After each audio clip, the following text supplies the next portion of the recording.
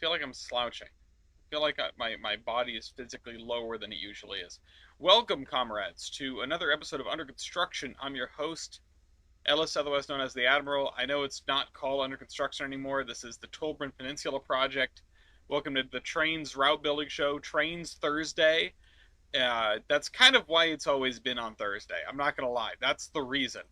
Let me wake up everyone.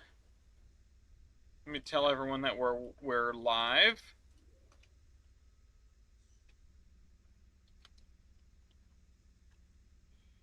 I'm going to mention all these people. It's 7 o'clock Eastern Time, just about right on time. Well, I know I was maybe 1 minute behind because my computer clock is a little different. It's a little bit off. But let's sit down and let's play some not Tetris, and then we'll get to working on the route. Today, I think we're in kind of a weird spot as far as the working on the route goes, and maybe I might even sort of, if we get a good turnout here before we actually start building, I might ask what people want to see, because we're in a situation where we've kind of run out of really important triangles. Hi, Redding. And there's a lot of directions we can go now. Wow, did you see that? I hope everybody saw that. Good thing it was recorded. I could not have done that on purpose, honestly.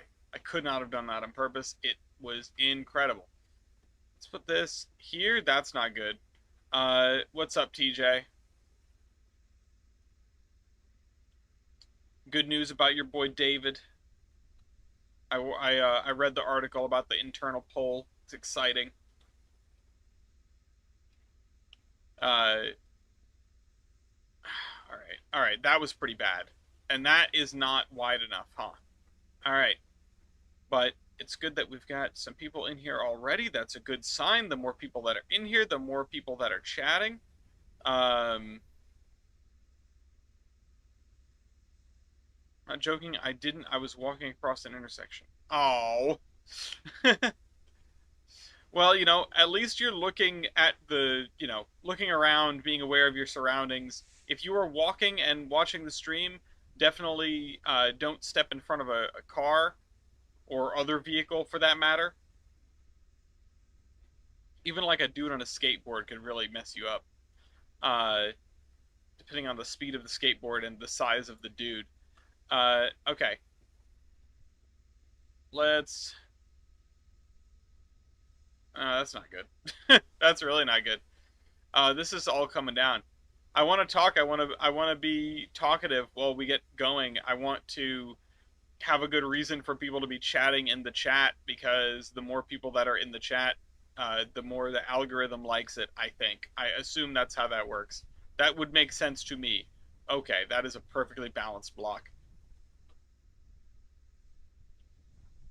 YouTube wants people that are engaged. I wonder if YouTube would like me more if oh my god, alright, that was the worst not Tetris we've had in a while. Nice of you to start the stream right as you got out of the shower. Yeah, well, I was waiting on you. Alright, let me send the message in the... Who sent me the ping? Thanks, Nick. In the Trainz official Discord, so that we might get all those people in here. There's like 1,000 people online in the Trainz official Discord. So that's something. Yeah, walk in the name of Breen. Okay, so let's take a look at where we're at right now. We have all of the... Hello, Steel Beasts.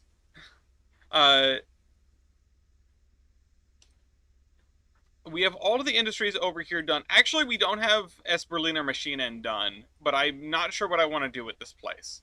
So, green pilled. Matt, your username has gotten longer. Is that just me? Justin Trainsteeper does the best not Tetris he's ever done, and then proceeds to flunk harder than anything. Yeah, no. That's how not Tetris be.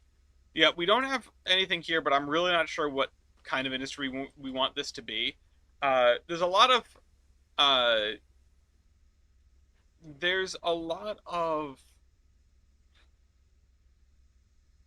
manufacturing in other places on the map, and I really just don't know what to do with this place. I'm wondering if maybe we have this place spit out some kind of other product crates. Um, or maybe it takes in something. This does feel like it would be an intake and not an output. You know, stuff gets offloaded into here and then gets moved into the building as needed. Like this could be like more climate controlled than that or something. I don't know. Yeah, need some clutter. A lot of things need clutter. There's so much work that, like, if we want to do clutter, we can add some clutter actually. This is supposed to be the path through. So let's add like some pallets over here. Maybe. Maybe this will inform what is going on over here, but maybe it'll inform it too much. Steel Beast says, I've got the urge to reinstall Trainz and make something, but I'm refraining because my computer is on life support. Yeah, no, I feel that, and it's not like you can buy computer parts easily right now because gestures broadly, right? As pallets everywhere, boxes outside, stored parts. Let me see if I can get us, because I got those 3 pallets, which is not much, but that's not a pallet. I want just like a pile of junk pallets. The cinder blocks, okay, yeah, there we go. We've got some pallets over here.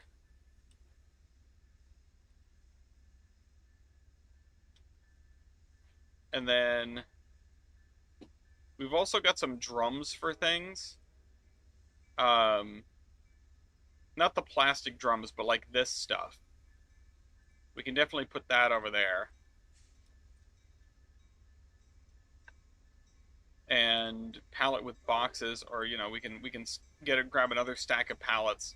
If you want a map reference, 65 Rexmond Road. To be honest, I don't know if I would need it. Oh, Trainz here. I don't know if I would need it, not because, you know, it's unnecessary or whatever, but because if I wanted a reference, I could look up like any place. You know, there are constantly, like, this stuff is everywhere, right? Like, this kind of stuff, you go to any place that makes anything, and you will find random pallets. The rail cam is Springfield, Mass. Yeah, it's Springfield, Mass. The reason we use this one is because they idle trains here, so it provides like a ASMR background. 1 week closer to the Breen Factory Trainz asset. Are you making one? Is that Yeah, we got the exactly. Thank you. Steel Beast gets it. Yeah, you got to keep the Gen Alphas entertained. Now, the reason we're doing it is the ASMR, because I had it in the background by accident one time, and I turned it off, and people were like, "Oh, you know, I actually was kind of enjoying that," and it's like, "Oh, okay, I see." Um, this is where the biggie happens. Let's. What do I have for just junk? Do I have junk? What am I gonna do with all this junk? This looks like something out of Fallout. This is 100% a raider base. Look at this. Look at this asset. Yeah. Yeah, actually, you're totally right. It reminds me of the place near my camp. Um, okay, no, we don't have too much junk. Um, you can't believe I pinged everyone? Yeah, you're welcome. Listen, it works, all right? I've noticed that it works. People actually show up. If you don't want to be pinged for Tolbrynd, I don't see a reason why you would be in the Tolbrynd thread. Instead of, and this is like, to be less than sarcastic for a minute, because you know that was unnecessary. Exactly. Thank you. Yeah, Nick, you're proving my point. Um, but the reason I do what I do now, other than the fact that it wakes people up, um, is that there's no just like pile of steel scrap uh, is because I'm anti-bot on the Discord server, so we don't have any like bots to assign roles or anything like that. If you you enjoy reacting every time, yeah, no, I know you're getting a kick out of this. You're making your own entertainment value, and that's perfectly fine. Um, it is okay. Let's make some steel drums. So a lot of Discord servers, they'll have like, oh, if you want to be pinged for um if you want to be pinged for Minecraft, join, click this button and we'll give you this role, and then we'll ping the Minecraft role. uh but here we don't have that because what I just said. And I having the threads is like a reasonable substitute, right? If you want to be pinged for the specific thing, then you can be in the thread for that thing, and then you can be pinged for that thing. So that's why I'll use like an at everyone. I'll use an at everyone that's delayed for the community playdate. I'll only use an at here for the terminus because that's not a thread, and I don't want it to be a thread. Let's see if I can put some kind of fence with this. Yeah, okay.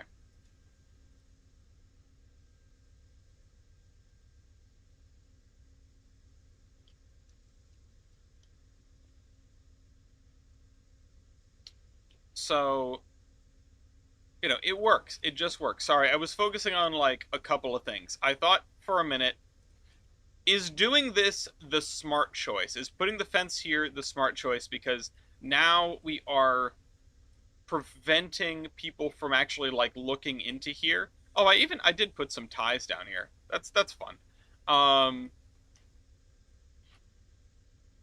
Also, Nick, we gotta play more DayZ at some point. You're on the fence about it. Yeah, are we going to, am I blocking the view of the area that I just scenicked? And no, you can still drive in. Like, you can still use this to get in. But,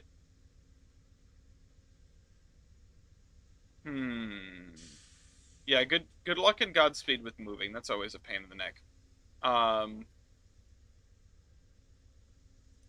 There we go. And also, like, does it make sense for me to have this fence here? I mean, it just ends over here. How many fences do you know that just sort of end? And the answer is probably more than you think, right? I know this evening I'm going to be playing Fallout with my wife, so not this evening, but we do need to get back to it. What? Yeah. Well, unless you change your mind. You know what I'm going to do? I'm going to put some bollards over here. Yeah, I'm going to put a bollard. But like I need a rusted bollard because this would be the kind of thing where I worry about somebody hitting this tank.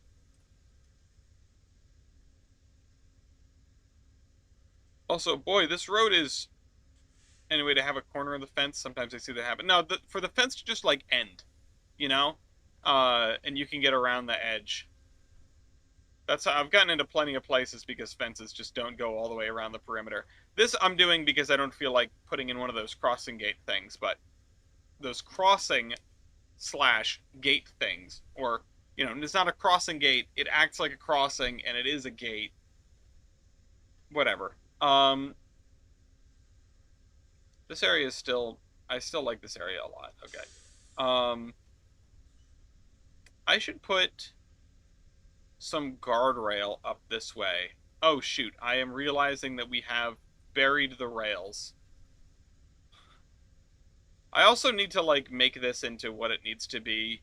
Like I need to put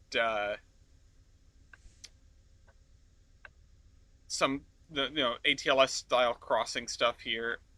There is no version of this that doesn't have pavement markings, I believe. So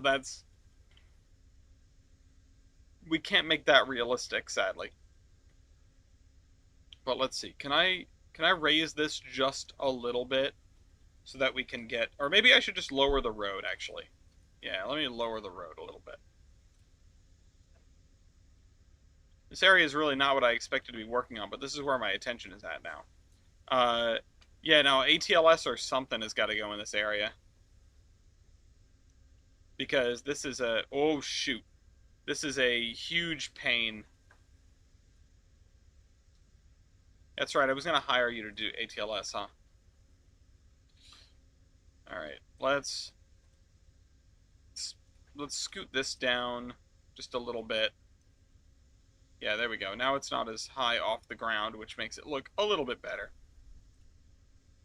And then this I can also lower by 0.05. There we go. If you'll be doing industrial switching, yeah.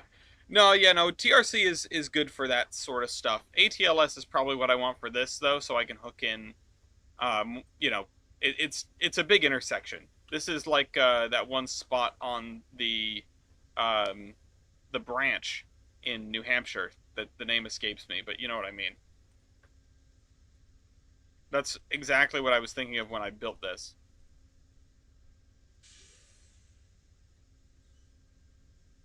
Hillsborough branch. Hillsborough branch. With that weird shaped crossing crossing the state highway. And it's funny because this is kind of really buried in there, and God, this area does look pretty good. TRC, yeah, no, not that. It looks pretty, like, I want to stage a train here, because this looks really good. You know what we're missing? We're missing some crossbucks here.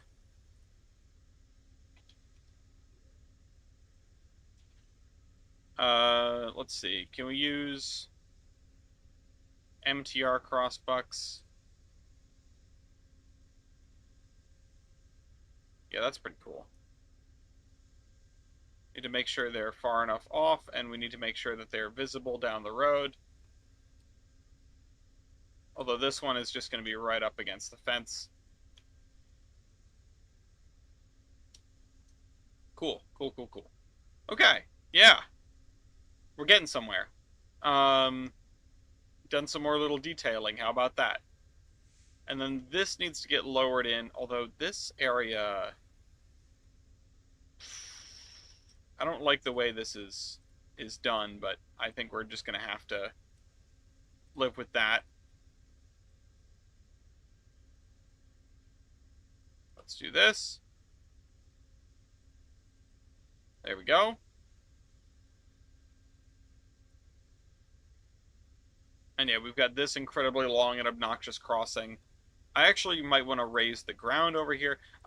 I'm feeling like we can do this now because we're getting to the part where we are effectively done with dells, which is the right thing to be because New England is better. But you know, no one here will understand that except for my wife and TJ.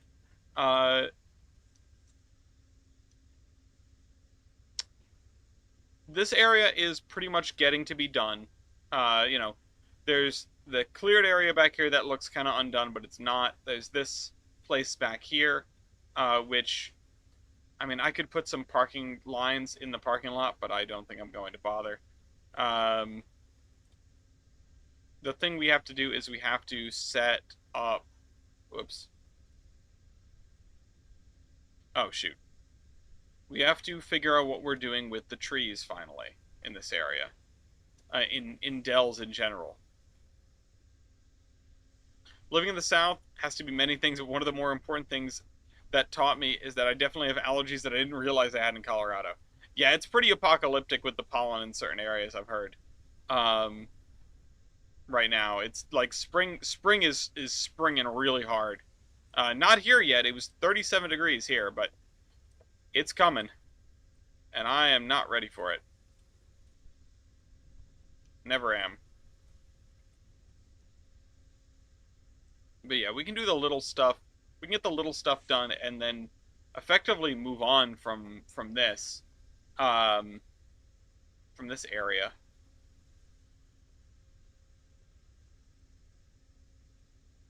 I also do not do warm weather very well. I melt. I just sort of, I wilt. All right, so if Dells is quote unquote done, well, things are not done. Some of the things that we still need to do are we need to add, um, we need to add, we need to replace the switch stands. We probably need to add a lot of signals as well so that the AI will work. Um, the switch stands are the big ones, and we have not standardized the switch stands in these areas yet, although we have those. Um, we probably need like an interlocking tower over here too. Even though there isn't much interlocking down here.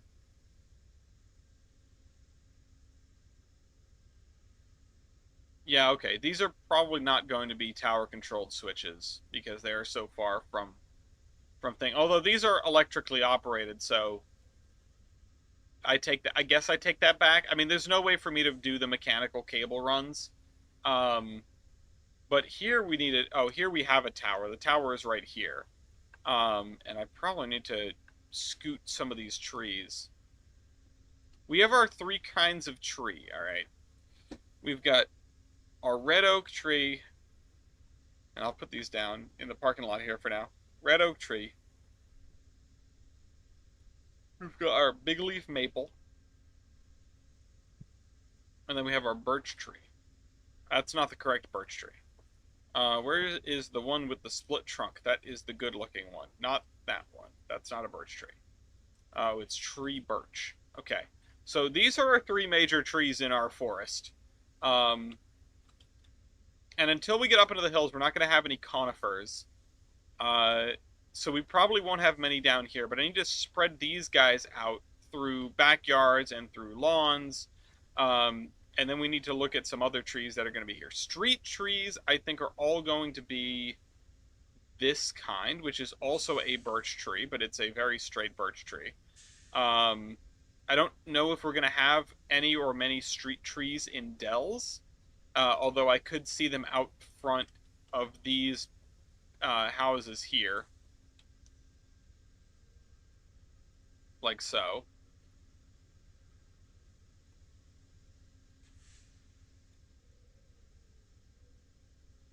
And maybe we add in one weird one, right? There's got to be one that's a little off. Yes, Dell's Lemonade mentioned. Uh, Spelled a little differently though. Could use some lemonade right now. Okay. So we've got street trees of this variety. And let's see, I probably want to replace one or two of them with, you know, with ones that don't look right. Oh no, that looks fine. It's just enormous. The nice thing about the street trees that we have, yeah, they gave that one some roids. God. The nice thing about about these birch trees as street trees is that they are perfectly straight. There are no issues with them. Let's see if we can put one of them here on the other side. Oh, that's like a little bush. All right. Let's replace another one with this bush. Doing the trees is going to make this area feel much more complete. And we also need to figure out what other trees we're going to have here. So let's put one of these big leaf maples here. Now, you know what? That probably wouldn't go there. What you would probably have is like one of these if we're doing birches. And then, you know, I think we might actually stick with the birches through a lot of here because that works for us. There are other trees that we can use, that we have used in areas that we just have not really used here. I mean, there are these elm trees, which I put along here, and we can have a few of those. In fact, I'll put one here. That's a good sized tree. That's a real big tree, as a matter of fact.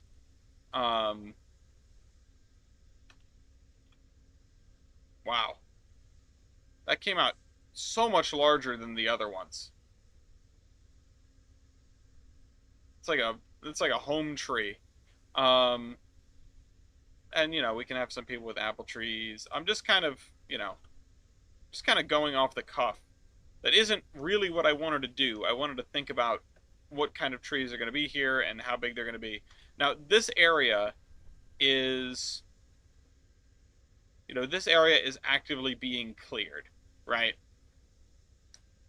So with these blocks are older than these are. This is an opportunity for the town to expand.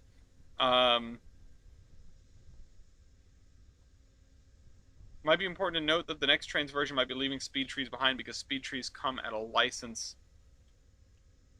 Interesting. I don't even know if these are technically speed trees. These are like a new, you know, the trees I had used previously that were speed trees no longer work. And if we have to end up swapping these with some other kind of tree, then I suppose we will. But these are off the download station. You can tell because of the... Oh, wait, no. Is it the white Qid? Or is it the... No, the white Qid is download station, huh? Right. These are the built-in ones. This thing is so gosh darn big. There we go. That's better. That's a more normal sized tree. Alright, yeah. But in this area, we're mostly going to have maple, beech, and birch. Yeah, back to 2010 billboard tree. And I would imagine that, you know, we could have some good-sized trees. Like, the red oak trees are very nice looking, and it's worth it to drop one of those in any of these little bunches. And another one there. Why not? The corners of lots are going to be the places where you see these guys, you know, where you see trees more often. This person, you know, have a tree in their front yard. Maybe a couple of them. But yeah, the red oak, I think what we do is we make a passive town and we put down the red oaks and the big leaf maples where we feel like they ought to be, and then we go from there and we infill with other trees. Now what we, you know, we need to tree up these blocks here because they are the ones that look the most sparse, although this area is going to be more sparse than olive, that's for sure.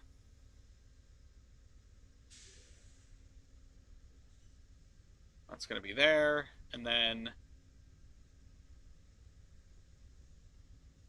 another one there, and yeah, we're just going to put these guys in, and I guess these trees are all going to be about the same age. They will have grown since the forest repopulated after this area was built up. If we have any big leaf, yeah, these are going to be the ones that are in yards and not in like really wooded areas of yards. So I guess not here, but someplace like here and here. Maybe back here.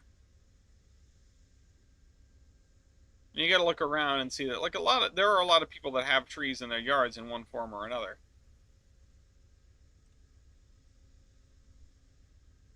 And having only a few trees to mess with is not necessarily a bad thing. It should still be enough to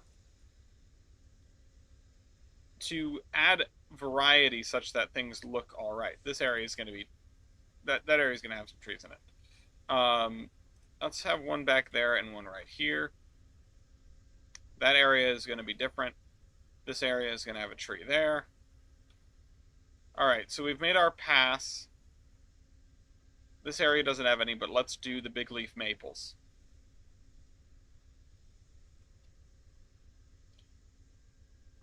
These are going to go in areas where there is existing foliage that's been around for a long time. We're talking like that. We're talking like probably not this, because this has not been like not in front, but maybe behind. Where else? Over here. But this actually might end up looking like this might end up looking a little bit different, because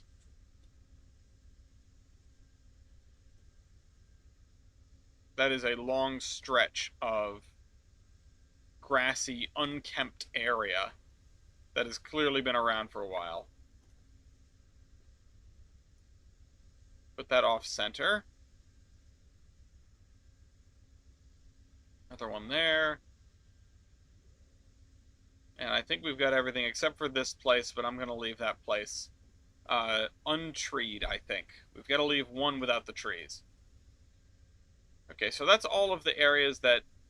Oh, right here, the first one. Let's actually put the third one in here, because that's a... That seems to want to be bigger. Although I don't know, it's a very sparse-looking tree, to be honest. I don't know if that's realistic or what. Do I have the STRM trees? I do have these. So if we have to swap these, we will. I have all these trees. Although I don't recognize the names of any of them. So that would be kind of fun to figure out what's what. And now we shall grab our birch trees. Oh, they're over here. Birch tree. I want the birch 1, which is the one with the split trunk. These are the sort of wilder looking ones. And apparently they can get pretty big. So we'll do that. And we'll infill this area with some trees, with some of these birch trees. These are supposed to be randomly rotated. Are they not doing that anymore? Oh no, we just played the odds. We got two that were very similar. Elks at STRM are the trees, are the pines. I know that. Oh, okay. We may have to get familiar with those as we go up in elevation. Let's see. Probably none over there, but maybe a couple on this side of this house here.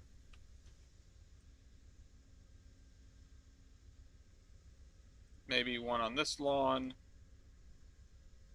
And we've got some trees over there. I mean, these trees are really towering, is kind of my takeaway here. They're a little bit larger than maybe feels right, but I don't think it's wrong. I think it might actually be right. It's just, you're not used to getting a bird's eye view like this. Tree outside your window. Another tree in the back here. And yeah, survivorship bias is going to be pretty strong with these trees. You know, oh, why are they all in the corners of yards? Well, that's because that's where they would not be cut down. And, you know, where they would be allowed to grow. This area back here, I think, could use something. Let's add a shed. Not like a dairy shed. Shed. The Vero E trees for higher elevation. Okay. Yeah, I'm trying to stick to this. The speed trees, it's kind of funny because if you look at many of my previous route projects, you know that I was a pretty late adopter of speed trees, sort of as a concept. And, or, you know, even just randomized trees. Yeah, I say as a concept, not as like as a brand, right?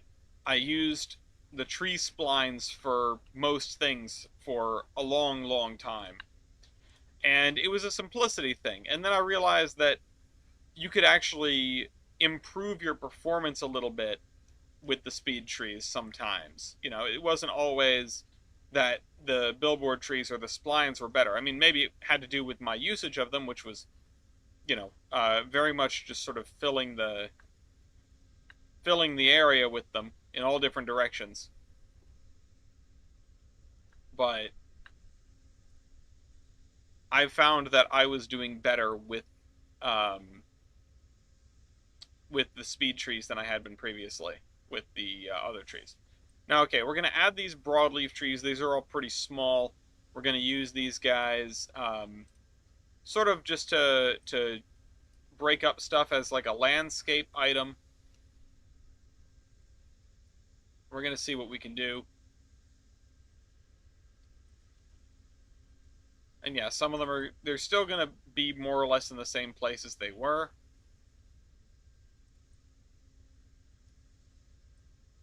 And we'll definitely come by with other kinds after this, but we'll make a pass of the broadleaf trees. And in fact, I'll leave some intentional gaps so that it feels a little bit more natural.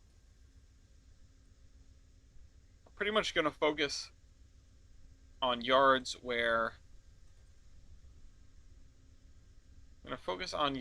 where there isn't too much else going on. A place like this could use a tree in the corner. A place like this could use a tree in the back, but it doesn't need one.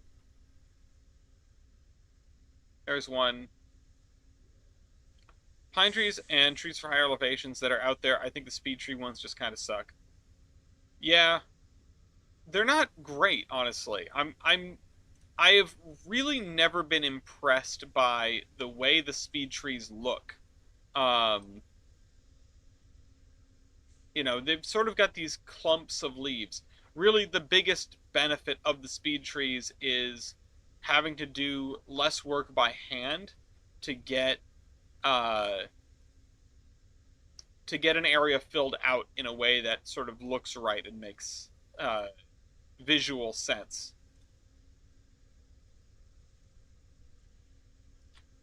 Sorry, because I could do all of this with with billboard trees or with tree splines, what have you, but it wouldn't necessarily look better. It would probably look significantly worse because it'd be very easy to tell that it's a spline. The 2D trees are 2D trees. If you're decorating a relatively small area, then that's fine. But the thing that the splines excel at, which is filling space, is also the thing that they sort of look poor doing.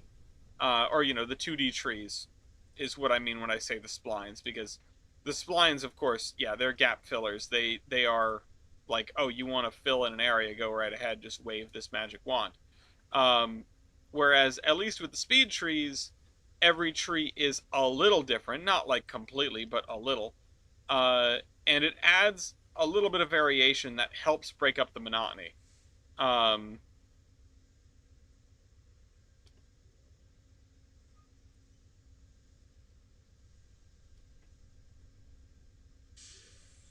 and this area needs to be maybe lightly treed, but still the same trees.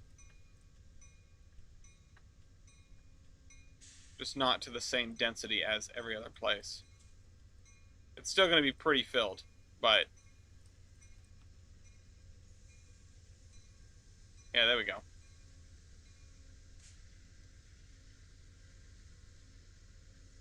We could actually have some other things going on here. I mean, we could have cherry trees, right? Somebody could have a cherry tree or several. Like here. And I wonder if that, how do you have a cherry tree and not have it bloom, right? Maybe that's a seasonal thing with that tree. It's probably not, but it would be nice. Elm trees are going to be fairly uncommon in here. And they are one of our other infill trees, and they're probably only going to show up in areas where they've got plenty of room and no competition. Is that a thing that elm trees like? I have no idea.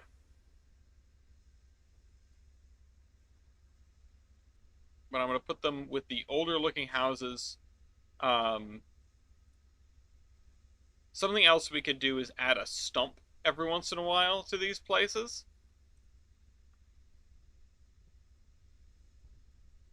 Yeah, and if you'll notice, as these fill in, that is not an older looking house. As these fill in, the neighborhood begins to look more complete because it breaks up the sight lines. That's the biggest thing.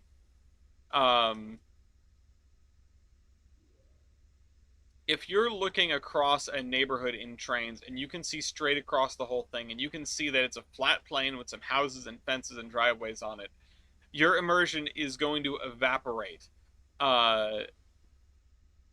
If you can't see across it because you've got trees in the way and you just have these, relatively minute sight lines that are broken up here and there, it's going to be easier to retain that suspension of disbelief. It's going to be easier to sort of get through an area and not see it for what it is, not see the simplicity, right? I've talked about how Olive is the best looking part of this map as far as urban areas go. And Olive is only a little bit more detailed than this. It's got, one of the things that I'm missing here is it's got telephone poles down the streets and curb cuts at all the driveways, which that was a humongous amount of time. Use the Surveyor 2 and make a giant but subtle rolling hills. I don't know how to competently use Surveyor 2 for terrain yet. But I have my ways, nevertheless. Let's put that stump right there. Let's just put it right up close to the fence. Yeah, this is our mid-century suburbia. But one of the things that Olive has in spades is trees. And that makes a difference. It makes a difference because it allows you to see less.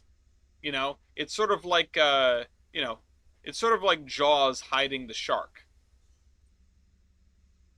It's more meaningful because you can't see the artifice of it, right? I avoid detail by saying my neighborhoods have communal mailboxes. Yeah, it's pretty good. What about telephone? Bird for telephone line. That's funny.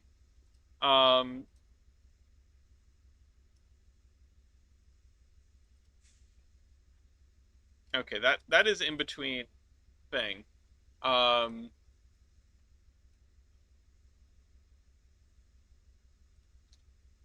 Let's look at power lines. I need some really basic ones. I need like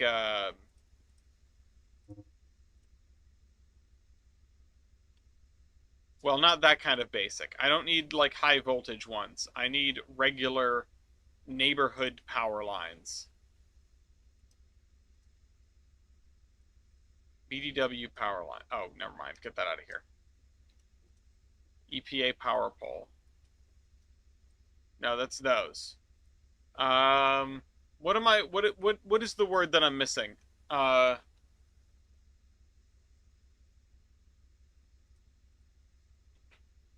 What are you? Oh my God. Utility poles. Let's try this. The JR ones seem to be good. Oh, this one even has like the lower section for cable. That's kind of neat. Which ones are the JR ones? I feel like what I should be doing is I should just be going over to an area where we have already done this and stealing from that. So let's do that so that stuff is consistent across the map. We're not really in another municipality here in terms of power pole regs, and I did it here already. So where are the power lines? There they are. Ah, the JR.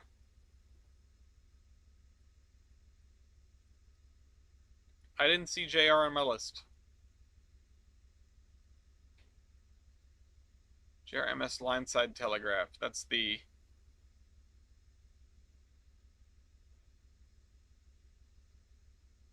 Do we have... Nope.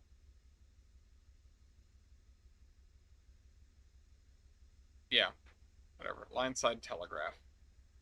It'll be a good stand-in.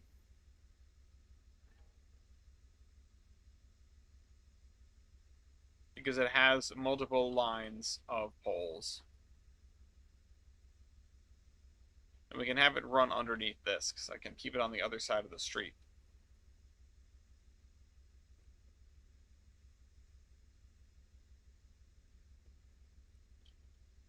Should put some bollards next to these poles. People are going to hit them all the time. Everyone's cars have canary. Yeah, everyone gets a pantograph on their car. We're going to do trolley bus stuff everywhere. Could you imagine that, though? That would be a very interesting take on the future.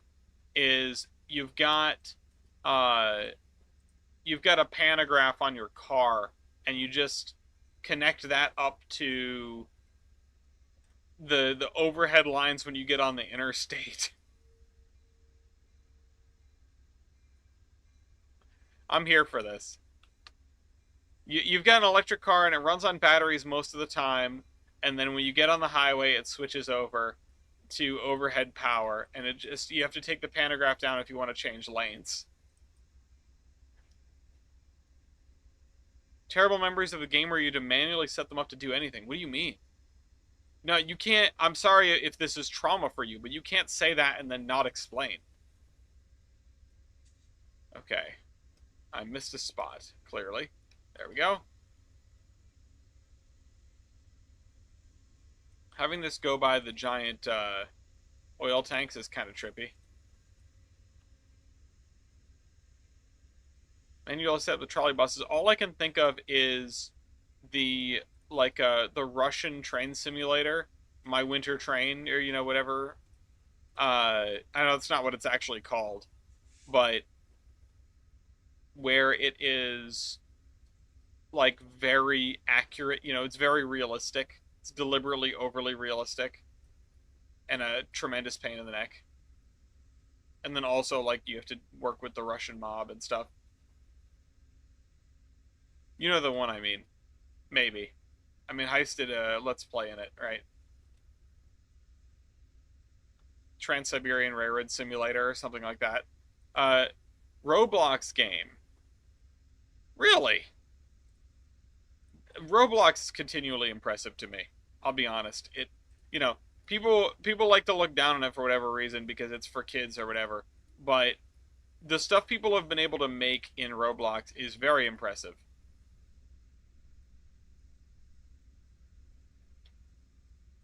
My Summer Car is a great game. It's a really fun game. And I say that even as somebody who has never played it. It has the spirit of a game that I enjoy, right? This is what Finnish people do for fun, is suffer. So, I like Noita, I like My Summer Car. All of these things are fantastic.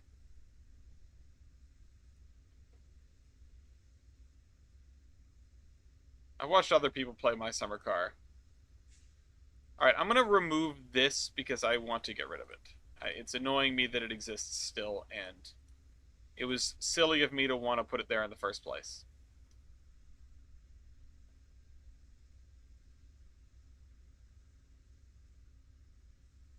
I like the line side telegraph, though. And then... Sadly, we don't have a riser for this.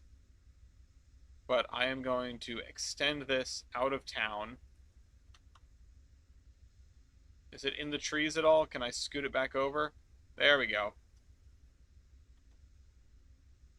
We need to remember that this stuff is going to be around a lot. And sure, our mainline railroad might have buried its signal cables, but they're not buried everywhere. Yeah, there we go. I was always impressed by the Steam chess simulation in Steam and Steel. Again, never played it, but I've seen it played, and it's the kind of thing that does not show up in many games. In like, I mean, really, it doesn't show up anywhere. Games and simulators and what have you. And I'm going back to my old definition of game versus simulator, which is, a game can have simulator elements in it, but a simulator is devoid of game elements. The simulator is the more narrow of the two. And I just saw a spot where I had missed a thing here, but you know, it's kind of wild that the best simulations I can think of are in things that are unequivocally games, uh, that have been gamified, that have game mechanics in them. And again, this is not an indictment or endorsement of one or the other. It's just the kind of thing that you don't expect. I think both games with simulator elements and simulators without game elements are perfectly both things are wonderful. Let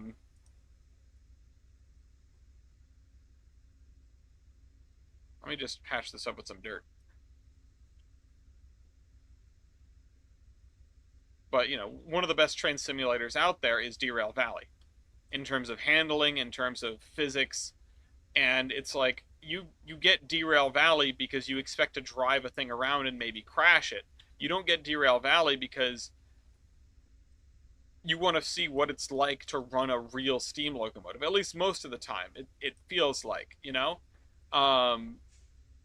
and yet Derail Valley is presenting you with something that is virtually unrivaled.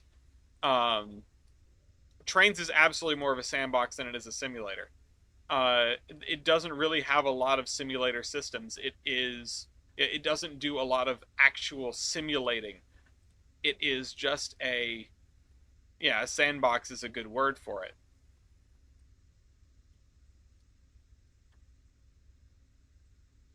But you can have a sandbox with simulator elements. You can have a game with sandbox mode in it. You can have all these things. There's no like the Venn diagram has a lot of overlap. In fact, what would be fun to do? To make the three-pointed Venn diagram of sandbox, simulator, and game for Trainz. And what is a simulator? It is something that attempts to emulate real physical processes that happen in real life.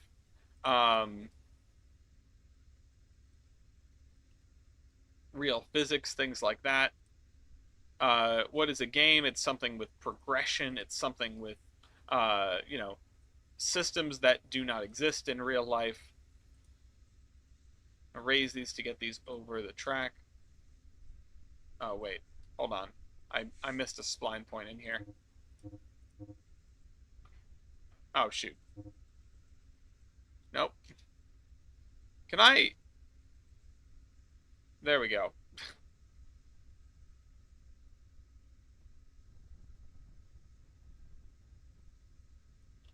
There we go. I just needed to go up to get it over the tracks.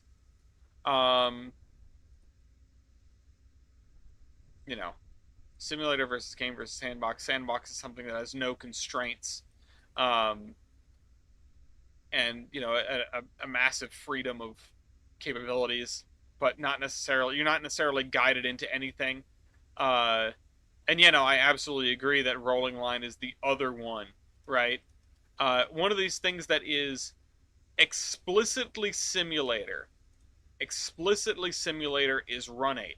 That's what's going in my explicitly simulator category, because it has no game elements. It has some sandbox elements, but you can't change very much.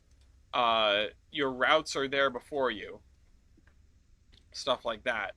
You can make things work a little differently, but it's all going to be more or less the same. That is a straight up simulator. It is, you go in there to do realistic ops, and that's that. That's all you're doing. and it's intimidating. I do not. I wouldn't say I don't like Run 8. I do like Run 8. I just don't enjoy playing Run 8. Um, I'm glad it exists, but it's not me, man. Um,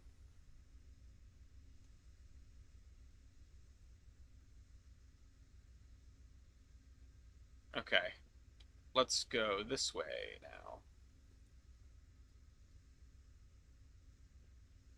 But yeah, Run 8 is over there for Sandbox, definitely Trainz, and Rolling Line. Rolling Line probably even more. Trainz is like Sandbox and Simulator overlapping a little bit, right? There's no game elements in there. Rolling Line does not try to be a simulator at all. It is solely a sandbox.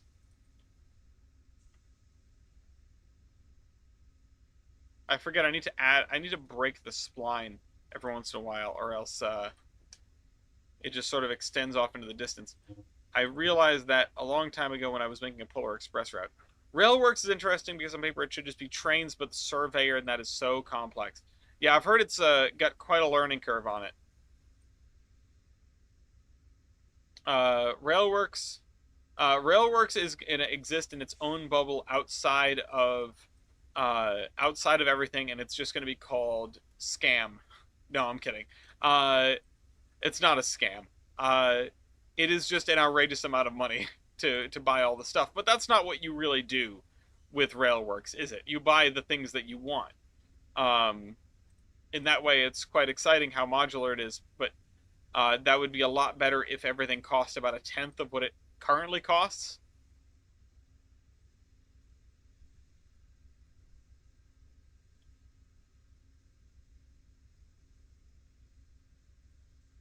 Oh, hello.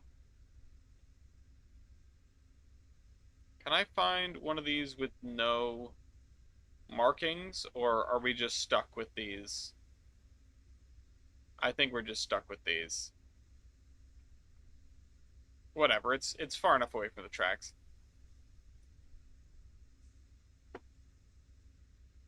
But the thing with Railworks is it is really, and Trainz, and to an extent as well, but Trainz you can really like bend out of shape away from the original intention. Is you can,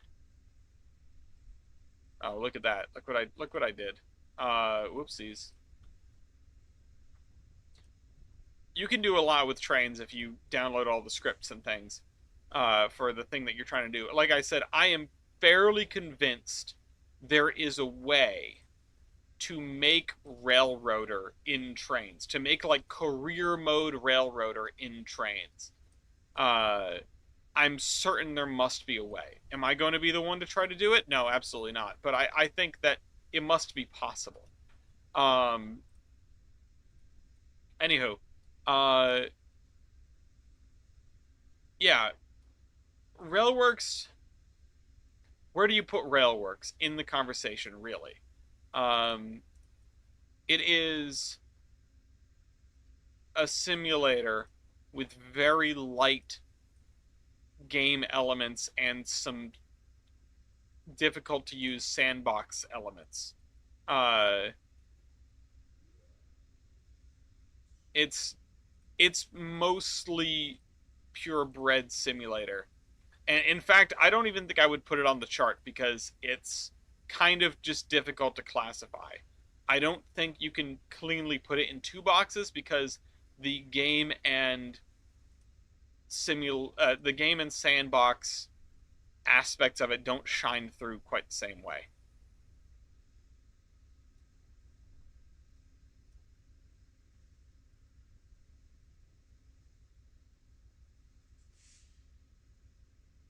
Um,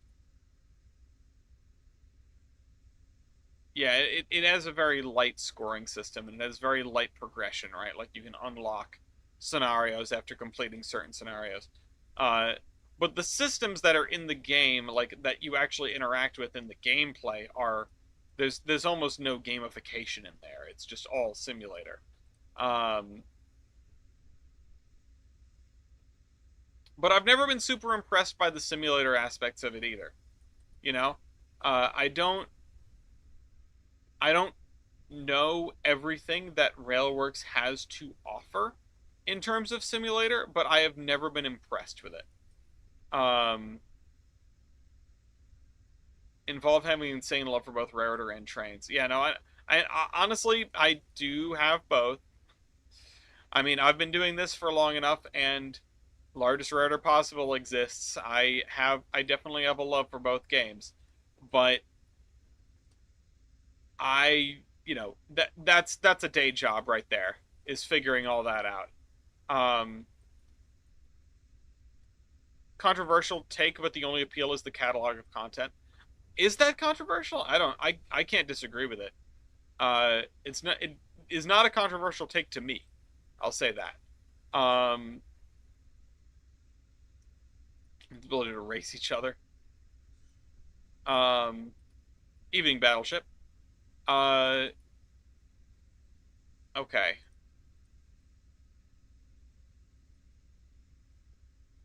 Let's just connect these two and call it a day. Oh no, the poll has disappeared.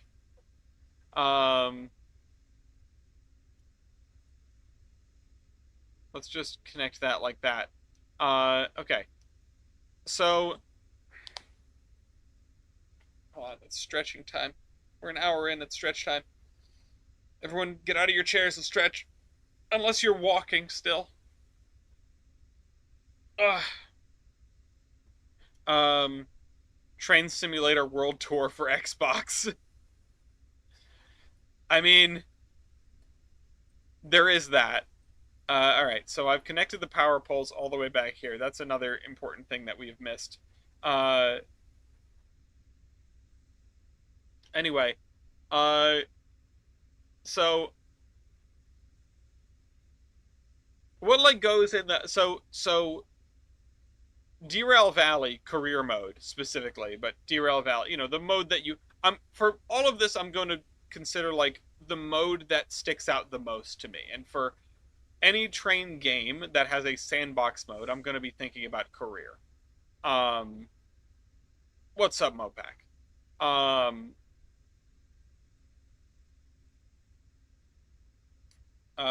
You don't know a race until you're on the Exeter to King's on Somerset and Dorset going 100 miles per hour in a castle and flying off corners. Oh, gee. But yeah, like Derail Valley is right in the two overlapping between. I mean, Derail Valley could be right in the middle, to be honest, uh, because it has that sandbox mode that is very very good. Uh, and very entertaining. And I mean, you have to like you can unlock things like you don't immediately get everything in sandbox, right? Or like you don't get the ability to manipulate all of the oh, we didn't put trees over here. All of the settings right away. You have to beat a career save first or something like that, which I kind of miss when games were more like that. You actually have to play it to get anywhere. Okay. Instead of just paying money, at least they didn't just give you the option to pay money. Uh,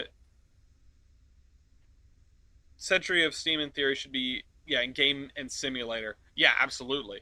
Um, I think what's funny is Railroads Online is probably game sandbox because so many of the things in that game have absolutely no consequence. Like you know if you crash the train, it doesn't matter. Um if you the track is all free. uh it doesn't um like it doesn't challenge you like that. It doesn't demand like there's no fail condition in Railroads Online. um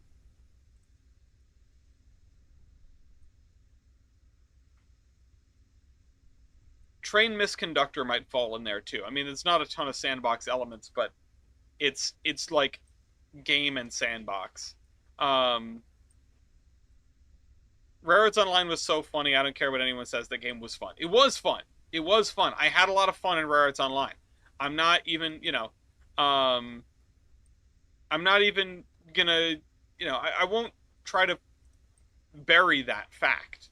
I had a lot of fun in Rare's Online, and it's a shame because it had the bones of something that could have been very entertaining. Just like, don't look behind the curtain. Don't look at the what happened with the team. Don't look at what happened with, you know, with anything. Just focus on the game.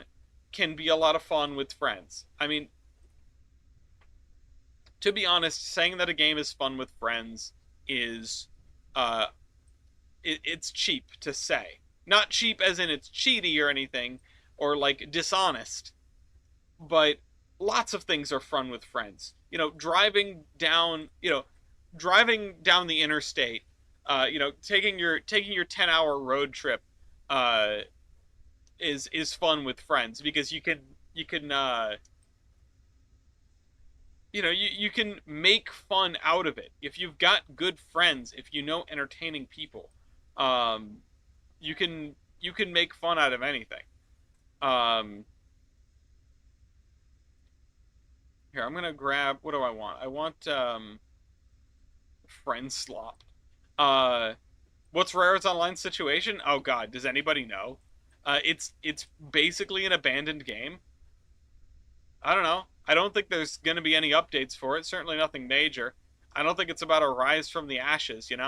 I think that the game is cooked, as the kids say, uh, and not the good kind of cooked.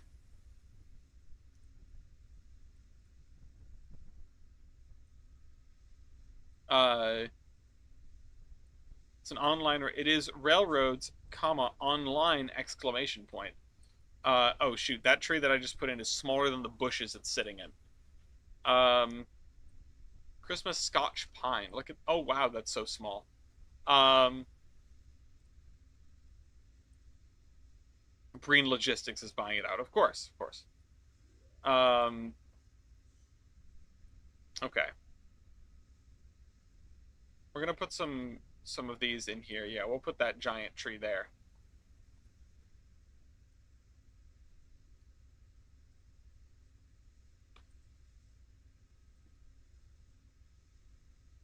Hmm. Steam's Century. Yeah. Okay. What's next? What comes next? I still need to break this up a little bit more. We need trees in front lawns. Um, we need some red oaks, actually. We don't have enough of those out here. Let's put one there.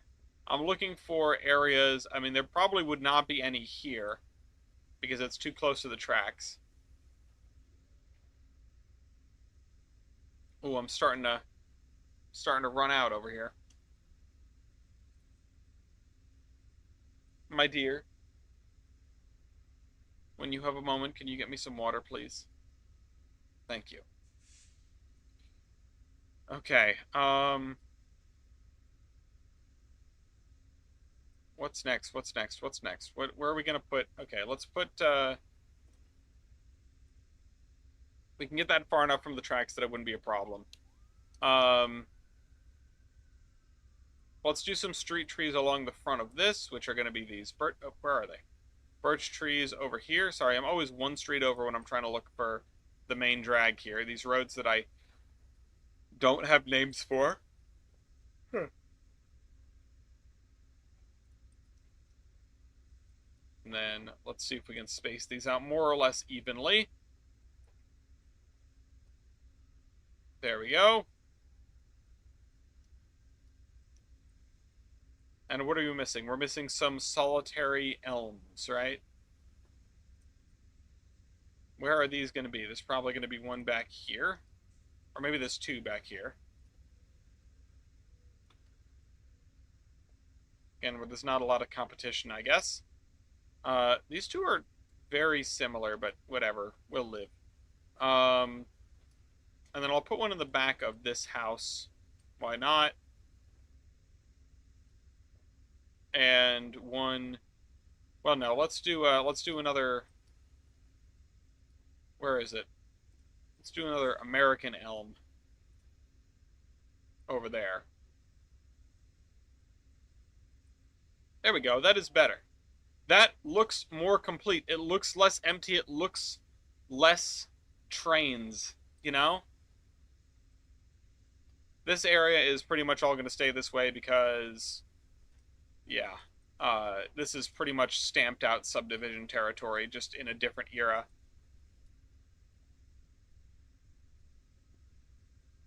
Yeah. No, Railroads Online is in a bad way. It has been for a while. It's a shame because that game had a lot of potential, but that potential is seemingly going to be realized in Century of Steam, with only a little bit of delay. I mean, will we get GTA 6 or Century of Steam first? I don't know. We're sending astronauts to the moon before GTA 6. Um, which I hope those guys are having fun up there with the broken toilet. I'm wishing them the best of luck. What did I get? I got a ping for something. Um, okay. I think we have it. I think we just about have it. Actually, this area could use some trees, and as a matter of fact, yeah, I heard the toilet was fixed at least for certain purposes. Not all of them, but some. Uh,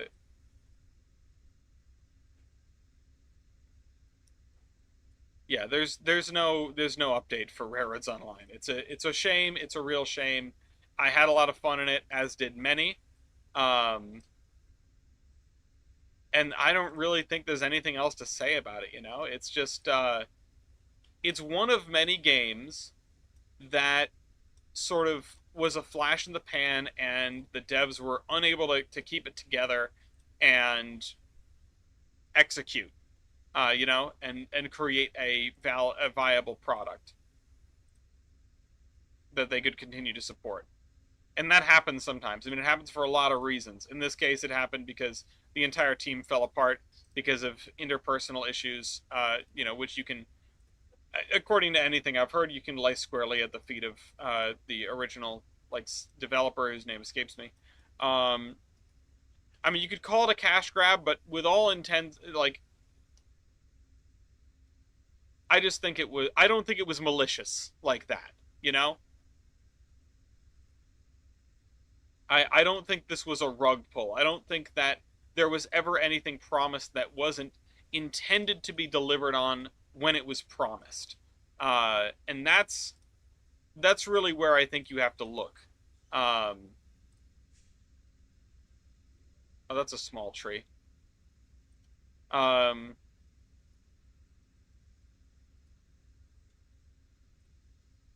Also, I think Railroads Online was better, in its first iteration. To be honest, I don't think any of the updates improved anything materially. I think the janky track work system maybe got better with the updates, but I lost them the moment they lost me when they added a driving UI. Period. I liked it when everything was first person in the cab. You're pulling on the levers yourself. You've got no options. Maybe that was me coming from Derail Valley, but I liked it better that way. Um,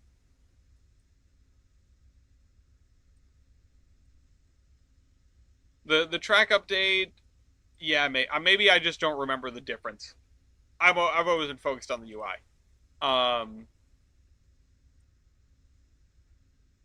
All right, we've got some trees going on, and in fact, I'm going to bunch them into this area. And now we have some shrubs kicking around. How about that?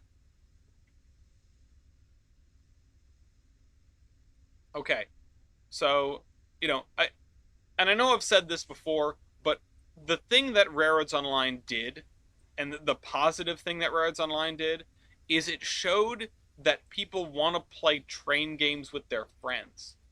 I know that sounds weird, right? But that's what it did more than anything else. It proved that there was a market for multiplayer train games. Uh, Not that you would assume that there wasn't, but nobody had been capitalizing on it before, really. Um, uh, it seemed like nobody had been capitalizing on it. You know, Trainz had this really janky, difficult to use, usually did not work multiplayer system. Uh, Railworks, I don't know, but you know they've they've come a long way, I guess, right? If you're doing multiplayer stuff in Railworks, um, and Rolling Line getting multiplayer. Um, and it's like, yeah, no, stuff had been around in Roblox, stuff had been around in I almost called it GTA in Gary's mod. Um, but it was proof that you could make a game that was just that, um, and sell, you know, sell like crazy. As a matter of fact.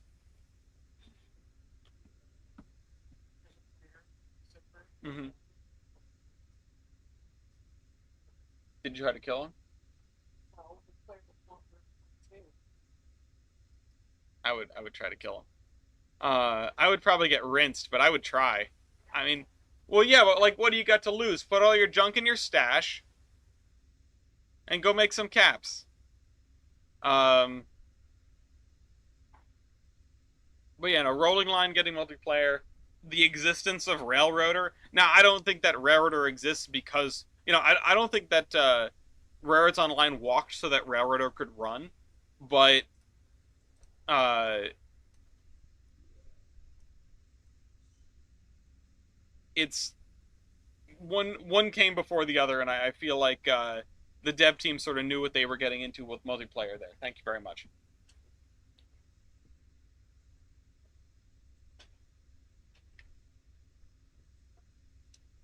Okay, so we've got this area here. I might actually just make this a an asphalt parking lot where you can get in it from the side.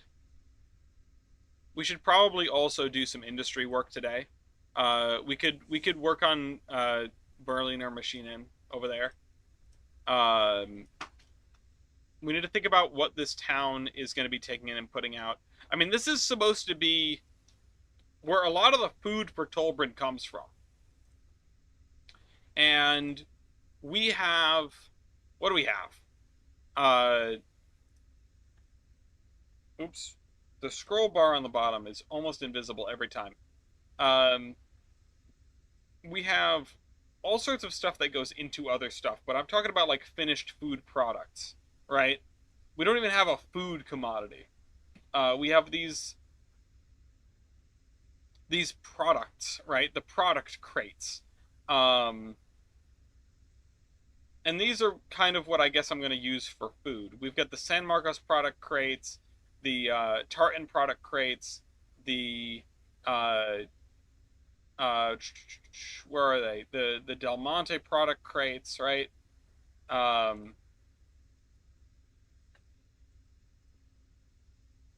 What carries the Del Monte product crates? Oh, that's the reefers. Okay, yeah.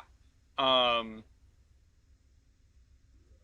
and that's what we need to be using. Railroader is a very different beast. I agree. Um, two different groups with similar idea, and one took what the other wasn't doing and exploited it and succeeded. I mean, yeah, it's true. There are two sides of a similar coin of railroad game. They're not by any means an iteration on the same formula. One is all track laying and unit trains. The other one is no track laying and functionally no unit trains. And I mean that's a very simplistic way to put it, but uh, you know those are the facts, right? Unit trains are a staple in train games. Uh, every railroad tycoon game you've ever played. Sorry, every railroad tycoon. Sorry, every transport tycoon game that isn't Railroad Tycoon has had a focus on what are effectively unit trains. This is something that bugs me about all of those games. And boy, do I have ideas on how to fix it, and maybe, just maybe, one of these amazing open TTD modders will listen to me someday and figure out how to implement the things that I am suggesting. But uh, you know, the open TTD modding scene is a very busy and complicated place, and I do not have the chops to enter that, nor do I have the time. Um,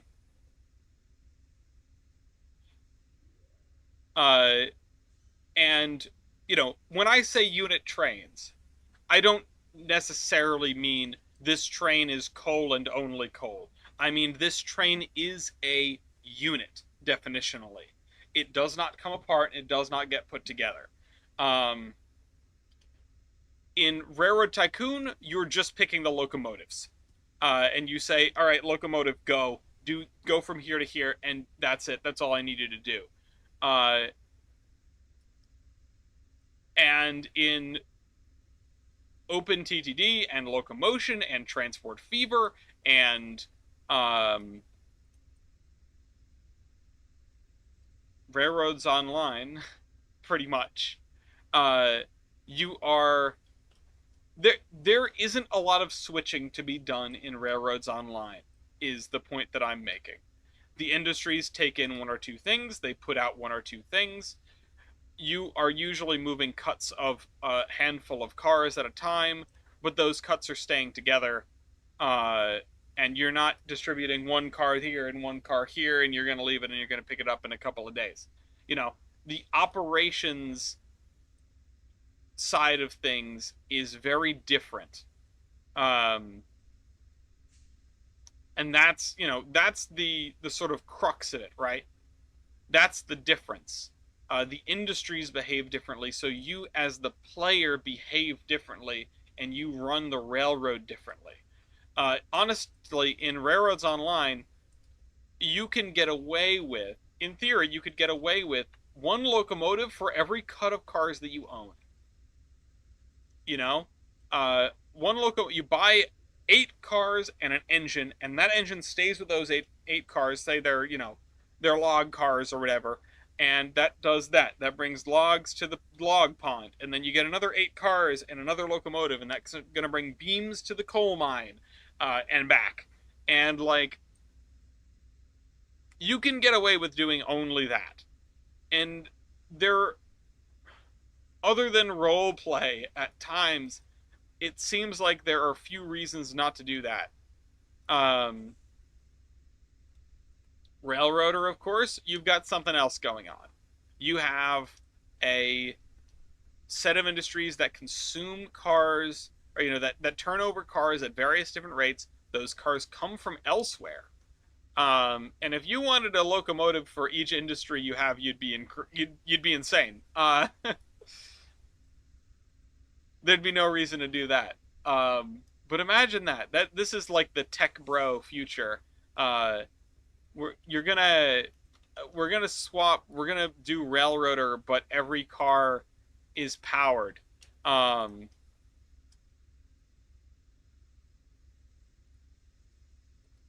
you know, and you can get away with not doing that, right? You can get away with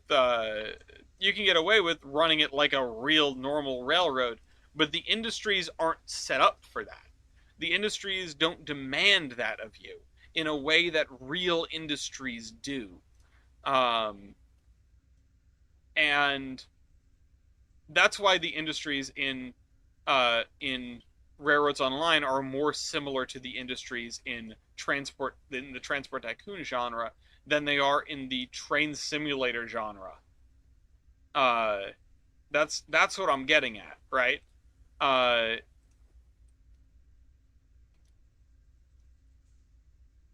it's in fact, if you look at what you pay for in um,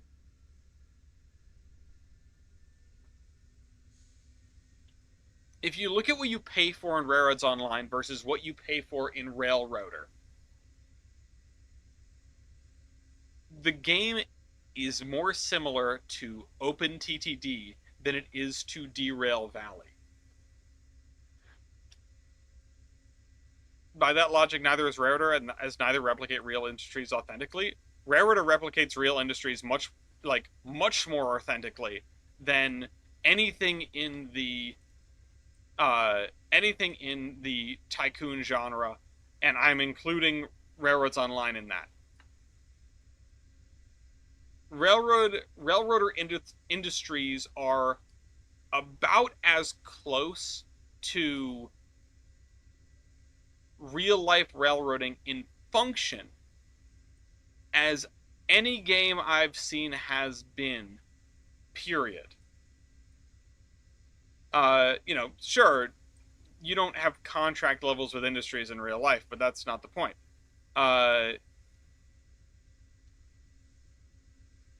You have a set, you have cars that are coming in that are not all yours, and you are bringing them to industries as they are demanded, and then you're picking them up as they are demanded. You aren't going around and saying, okay, I'm here, fill this so I can take it to the next place. What makes them more realistic is, well, it's easier for me to explain it. It's easier for me to encapsulate that idea by talking about what other games get wrong. And I want to be hesitant. I want to put an asterisk on the way I'm using the word wrong here, because I don't mean wrong as in bad. Tycoon games as a genre have industries work in a certain way to further the gameplay and make it more interesting. In order to make it not mind-numbing and make it possible to play them as a game.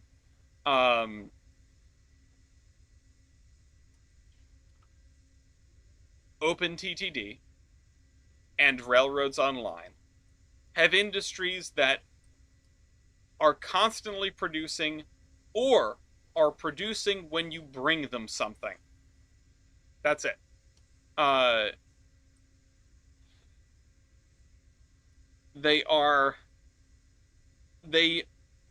game wants you to bring empty cars to a place. They are going to bring your empty cars to a place. You own the cars all the time. Bring your empty cars to an industry. They will be loaded immediately, and then you will bring them to where they want to go, where they will be unloaded immediately. That's not how railroads work, really. Cars sit in industries for a while. And when they're done, they get way-billed to leave. And then the industry requests another car somewhere else, from somewhere else. In the tycoon genre in Railroads Online, the industries are almost exclusively waiting on you to do stuff. In Railroader, so long as you have a contract, the industry is telling you what to do. It's saying, I have ordered these cars from off-map of these commodities. They are going to arrive on your railroad. I need you to bring them to me, and then I am going to tell you when to get them out of here. That's how industries work in real life. They order something, you bring it to them, they pay you for that, and then they tell you when to take it away. There isn't an equivalent in the tycoon genre for that. Railroader is the only game whose industries behave like that by default.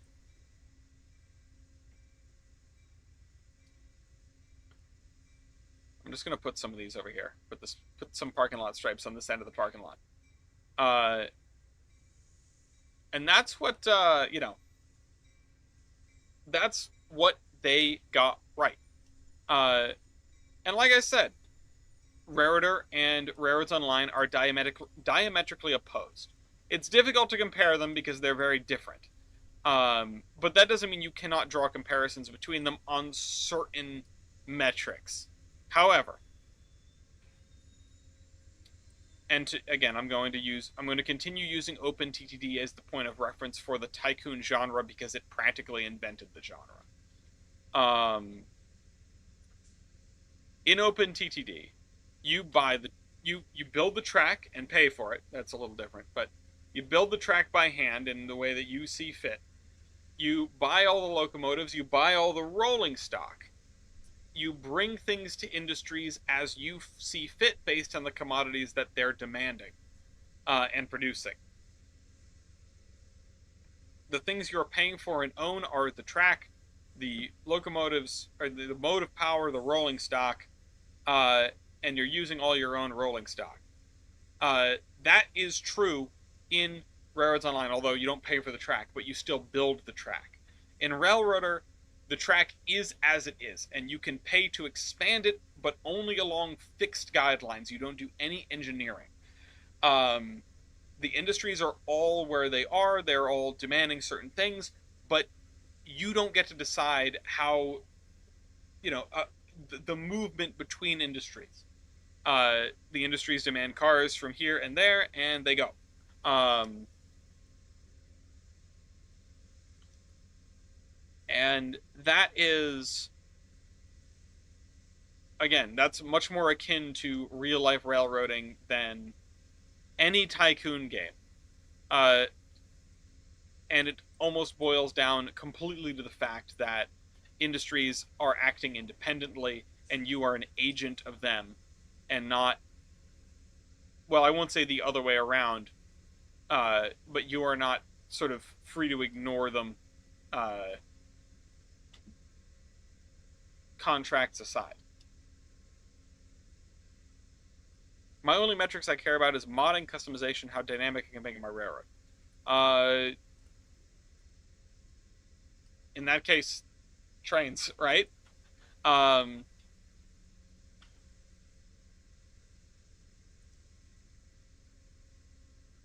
what do you mean by dynamic? Dynamic is an interesting word to choose there, because when you say dynamic, what I think is flexible, right? Can you operate? Do you have operational flexibility? Can you do things the way that you want? And Railroader is not great for that. Railroader, especially vanilla Railroader, and I'm really only talking about vanilla stuff here, because once you get into mods, you are, you can do whatever you want pretty much. I mean, certain games have better modding scenes than others, but uh, if you build a railroad in Trainz, for example, you can decide everything. There's no penalty for getting it wrong. Uh, there is no penalty for really even like crashing every train you own. You just go into Surveyor and you put down more. Um, it's a sandbox. It lets you do whatever it is that you want to do. Uh,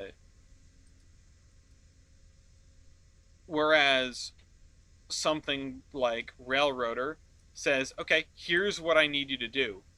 Sure, figure out how to do it, but there are only so many variables.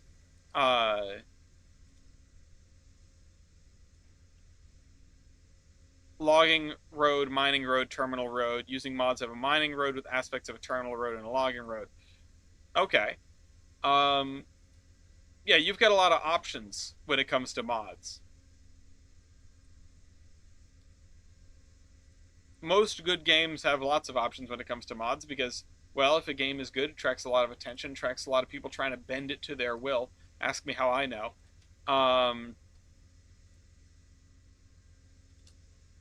But, you know, in a vanilla game, you can only do so much.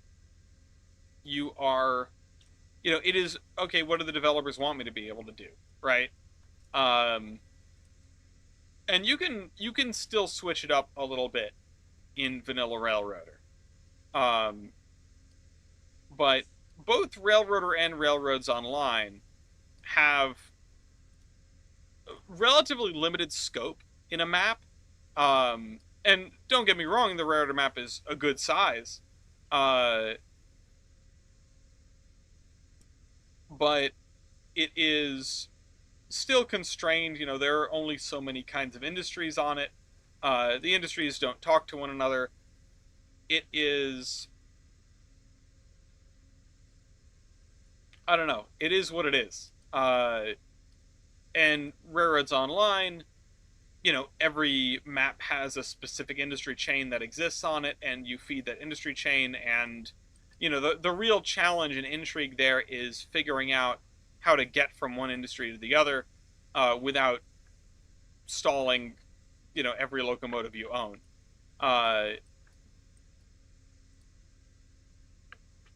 The challenge there is engineering. That's one of the things I think Railroads Online did right as well. It sort of demanded that you figure that out.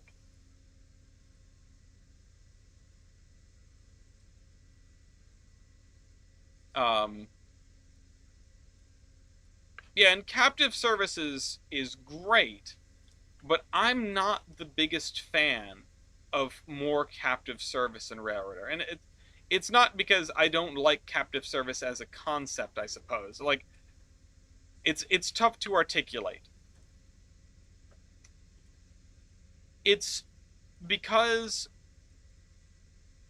Railroader, being what it is, makes me feel like a railroad working at the behest of these industries.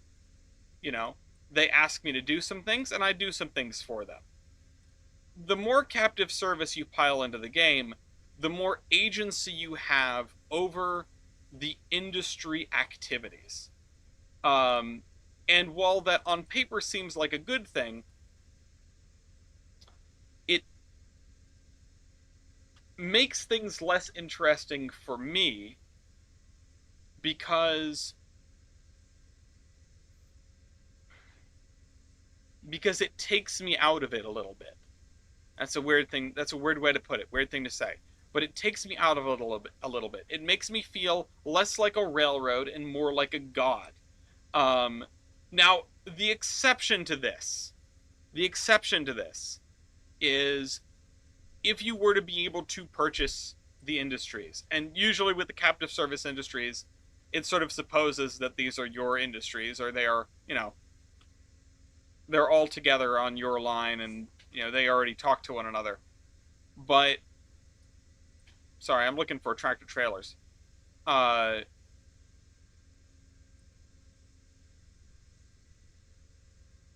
You own boxcars. Why put money into boxcars if they don't bring profit? Well, that's a good point. Why put money into boxcars? I don't know. Usually in a railroader save, you only buy one or two for shuffling around parts. And that's why you put money into them, right? So that you can move parts around. Oh, here are the semi-trailers.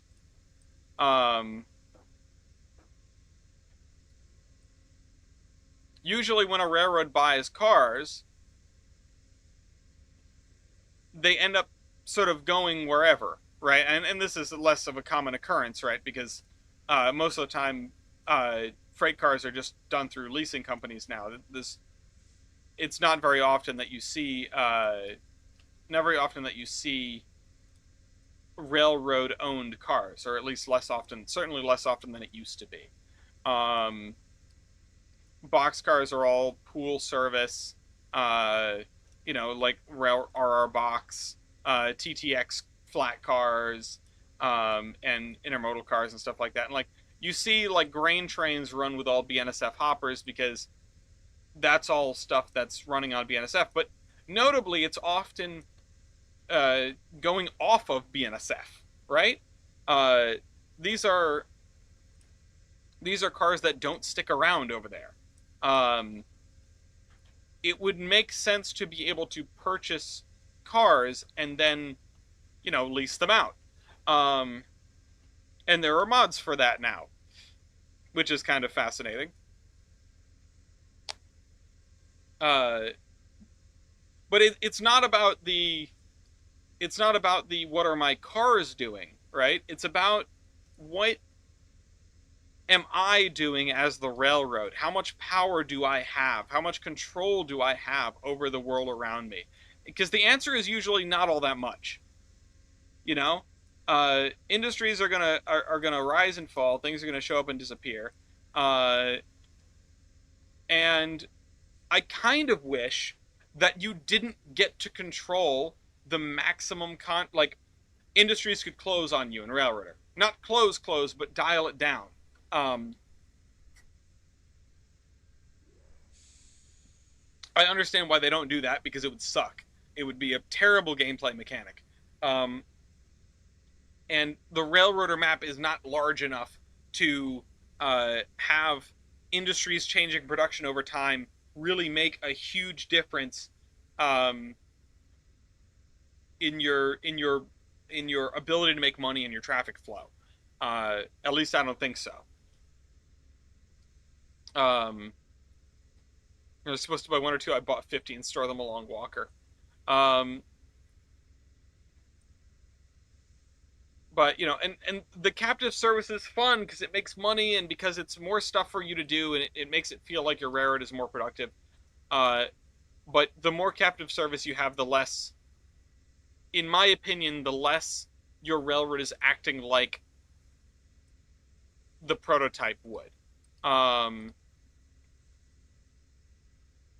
Brad must be unique that my road is one of two class ones and is the logistics division of a larger mining company that makes half of my fictional country's GDP from extraction of final product. Yeah, you probably are the only person that has that much lore around their railroader save. Certainly the only one that I know of. And that's pretty cool. Um, but that's good because there's enough modding and enough flexibility that you can treat it in a different way. You can sort of treat it however you want, right? Um, that's that is good both for the game and for the modders and for the people. Like that's cool. I definitely can't knock that. Uh, but I'm not talking about the lore you can develop around your railroad. In fact, I find that to be something that is problematic about Railroader, that it almost demands that you come up with something interesting in order to get through the game and keep it interesting. You know, uh, and this comes back to like my complaints about the meta. It really does seem to me like Railroader is it's a solved game almost. Uh, and that's different, right? That's You don't really want to see that in a tycoon game, or well, not really a tycoon game, but like whatever kind of game that Railroader is. Uh, and we're gonna have to figure out what to do with this. Um, oh shoot, hold on. I want to figure this out because I want that to be exposed to there, and then I want to replace this with the other spline. So let's go into Surveyor 2.0. Um, there isn't enough railroad in Railroader to actually have a class 1. Maybe with the largest router possible, you can have class 2. Um, but the flood happened, and then he installed hostilities and then flung all the cars around with his bare hands. Yeah, well, you know, by all means. And that guy's name, John Breen. Uh, okay, so let's check that. Yep. All right. Cool. Cool. Cool. Cool. Cool.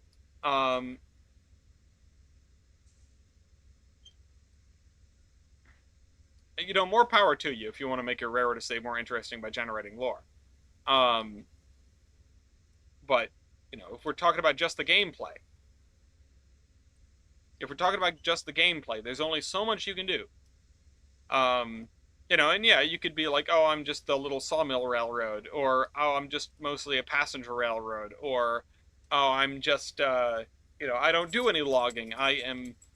You could download the interchange to interchange mod, and and I already were in the modding scene with my third idea. And oh, I'm just a bridge line. It would be kind of interesting uh, to run the largest router possible map, turn on all the external interchanges and cross traffic, and just run basically a network with very limited internal switching. Set only a couple of industries on. Um, that would be kind of fascinating. It would be an interesting proposition. Yeah, John Railroader. Um, but you know, there's my argument about Railroads Online, I guess, and Railroader. Again, very different games, diametrically opposed, even if you will. Uh, the only thing that they really have in common is that you're buying locomotives and running trains. Um, there isn't a lot otherwise.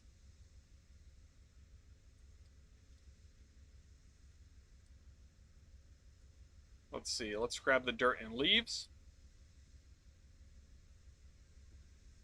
And I don't think that's a bad thing, for what it's worth. I think that is just, these are two parts of similar, they're two similar games in similar genres that happen to involve trains. Uh, One is a management simulator and switching puzzle generator, and the other one is uh, railroad engineering 101. Honestly, maybe that is kind of apt to call it Railroad Engineering 101 because it is like the beginner course. It is, here are the exaggerated examples and possibilities that you might deal with doing actual railroad engineering, and you are not going to suffer if you mess it up because the track's all free. You can just rebuild it.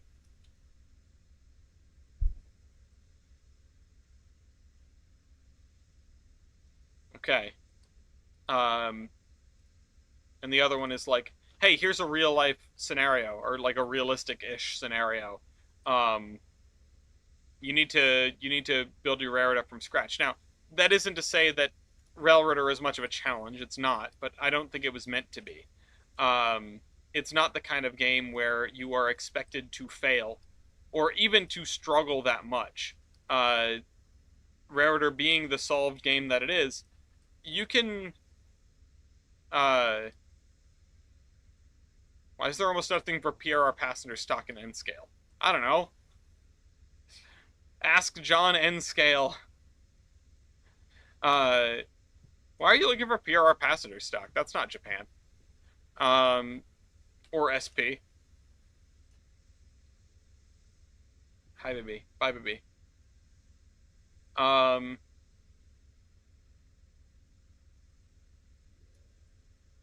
I forgot what I was saying. Whatever.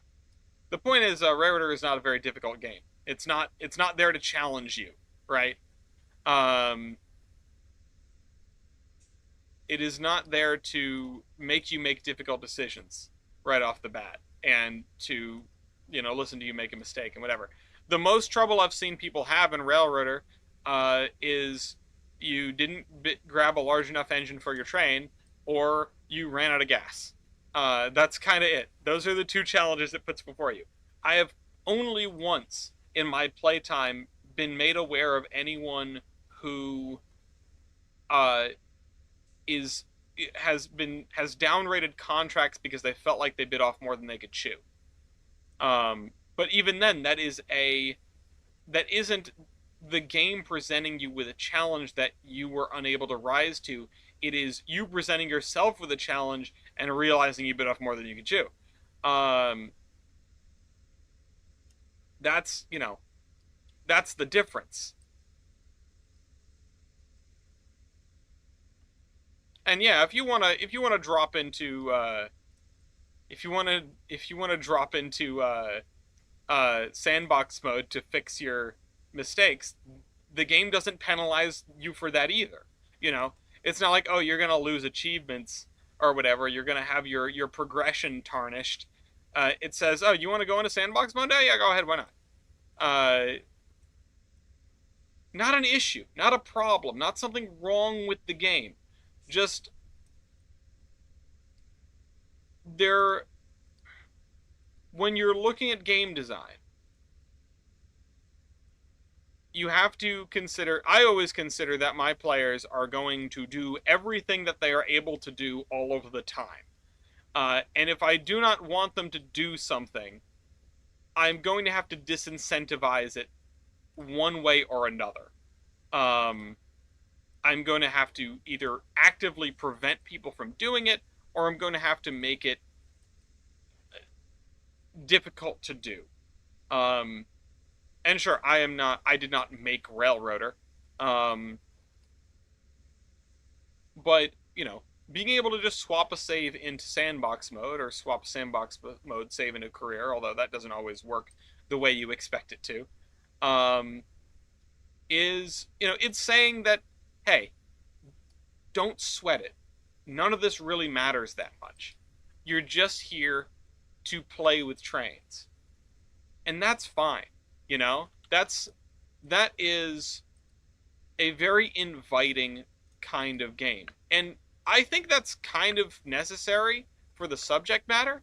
Not because people who like trains are bad at video games or something, but because you want to keep those doors open as wide as possible, and the people who will challenge themselves will choose that challenge and then take it on. Um, Again, even ignoring mods, there are Railroader saves, or, Railroader starts with certain stipulations. Oh, do this, sell everything you own, max out your loan, buy this, and then start playing normally. Um, now you have X amount of time to do this, otherwise you're going to be in a downward bankruptcy spiral from which you will not recover. Okay, that's a challenge. I'm going to go for it. Or like, oh, I'm going to do this save only with diesels. Or I'm going to do this save only with locomotives that could theoretically run on the Murphy branch. Um, these are all challenges that you can present for yourself uh, to make, to make a Railroader save more exciting, um, more difficult, more challenging, uh, to give you an actual chance of failure, and failure really means just ending up in a downward financial spiral that is very annoying to get out of. Because you can go into debt in Railroader, I think, as deep as you want, and it doesn't, it doesn't fail you. You can hit the integer limit. You can be negative $2 million in the hole or whatever. And Railroader still lets you keep playing same as normal. Your reputation can be in the tank, and it doesn't matter. It doesn't, it doesn't look good, but it doesn't tell you to stop playing. It doesn't say game over, right? There's no game over screen. Um, I see people going on a Railroader, you sons of guns. Um,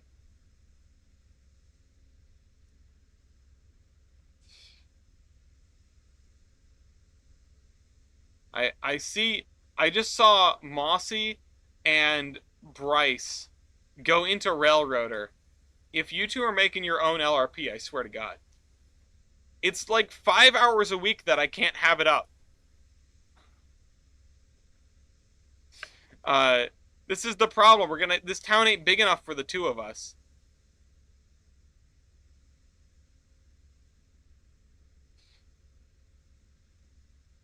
All right, well, have fun.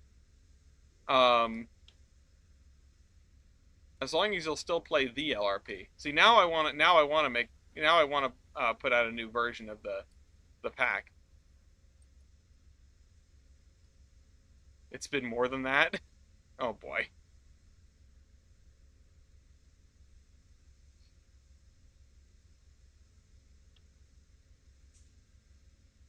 All right. Should have just gone and bothered Fort.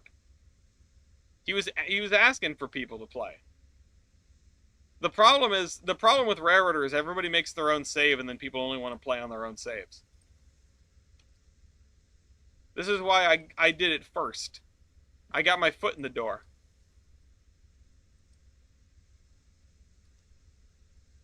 All right, there we go. Now we've got this industry, whatever the heck this is.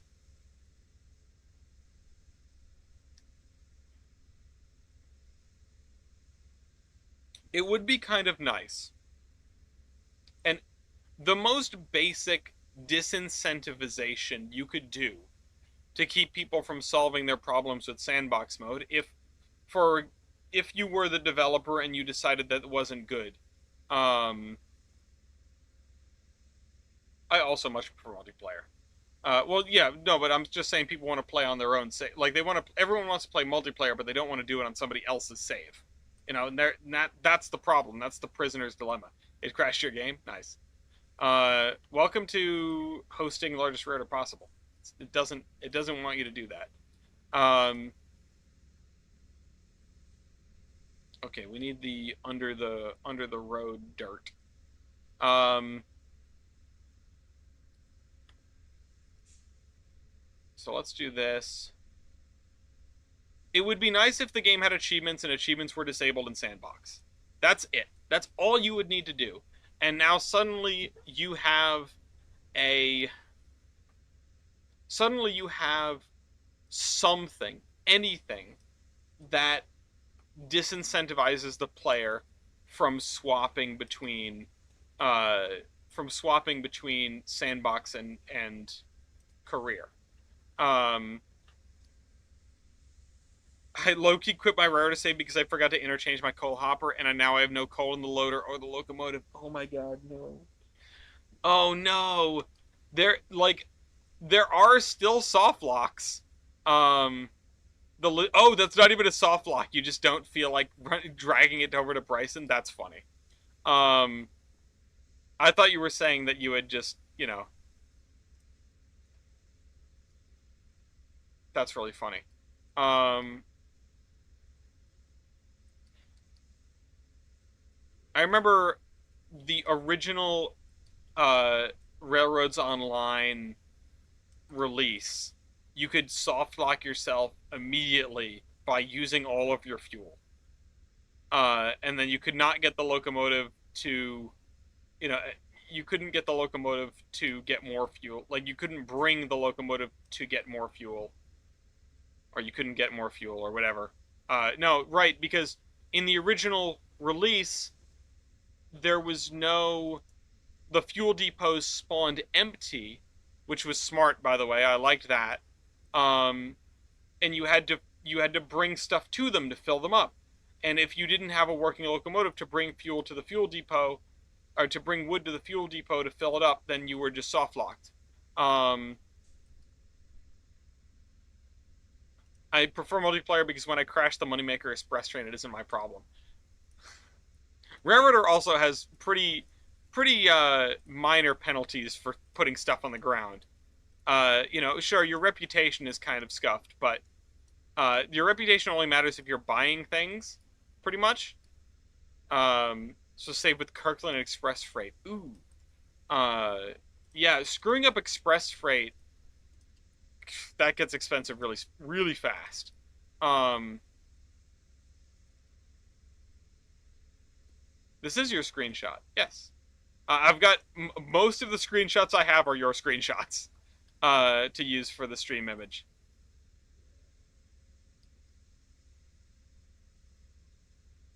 Yeah, $350 per car is, yeah. It's pretty rough. Line go down. Um, I just realized I was using the wrong grass on this hillside. I guess we're not going to be doing industries today, although we still have another hour.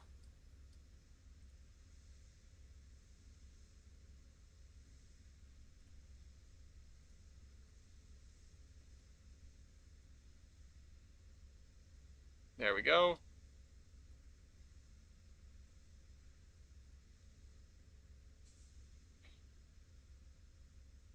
Okay. Trains wouldn't stop pre-caching assets. Yeah. Um, I love having the rotation of screenshots for this. Hopefully it'll draw some random people in that have no idea what we're doing, and they go, "Oh, look, pretty map." And then they get to see the map actually is pretty. It's just not nearly as pretty on this screen as it is on yours. Hey, once that AI bubble pops, then I'll be able to get computer parts for cheap, right? Right? Uh, I haven't heard diesel sounds in a while. That's weird. Um, okay. Let me sit up straight. It's 9 o'clock. Everyone do your stretches. Everyone do your stretches. Stand up if you want. It's good to not be sitting for too long. All I do all day is sit. Um, so this is getting along. We just need to finish filling this in here, and then we need to figure out what's going in there, and then we're pretty much up to this road, which is a huge accomplishment. It's 9 o'clock. Do you know where your kids are? No, I don't. They're probably begging for food in the other room. Um, okay. I think Berliner Maschinen is a machine shop of some description. We're going to do some industries now. I think the last hour of the stream we'll do industries. Uh, Berliner Maschinen is some kind of machine shop. We can't get around it. That's what it's called. What is it going to take in or put out? We already have a lot of stuff that takes in the different. Let's see. All right, so come fly with me for a minute. Let me switch over to here. Screen. The commodities that we have on the map are these at current. We're using flat stock and round stock for a bunch of different things. But I feel like we have played that out a little bit. Oh no, let's see. We're consuming 2 carloads of round stock. We're consuming 4 carloads of flat stock. This could produce farm equipment, which would be funny if that just gets shuffled across town. I don't really want to do that. Trailers HP, invisible sheep. Yeah, no. What can we put in a machine factory? We could have it make hardware, right? What hardware are we producing or consuming right now? Hardware tools. We're consuming 1 carload of the tools one. Consumer industries. This is literally just called hardware. Where the heck is that?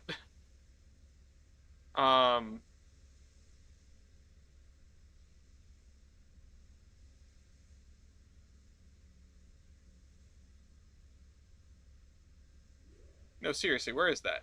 Oh, it's in Pan Am. Right, I forgot that's in this catchment area still. Where is the Team Track Goods? Oh, it's here, isn't it? Yeah, okay. This is hardware. This place. Okay, well, hardware I think might be one of those things that we have a sort of producer and consumer, and then we have a big warehouse where it all gets exchanged from one type into the other. Because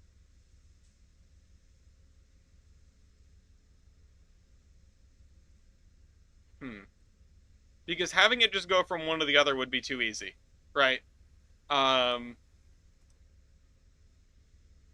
What else could we possibly do? We've got the hardware. Let me just color these for now. And I don't, yeah. What else have we got? That would be an output, right? They would be putting out hardware. IKEA pallets, large logs load, Landau product load. I don't even know what that is. I don't even know where it is. What is it? Is it a? Oh, it's a. Oh, it's a, sorry. It's a narrow gauge product. What am I saying? Just mineral. Yeah, it makes mineral. What kind of mineral? No, just mineral. Palletized goods might be a way to do it, and then this would be a very specific thing. Uh, it could put out palletized goods.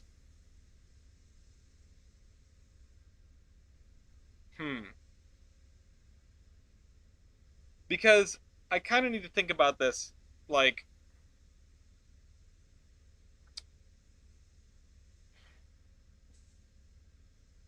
where would palletized goods go? And what is that a shorthand for? You know?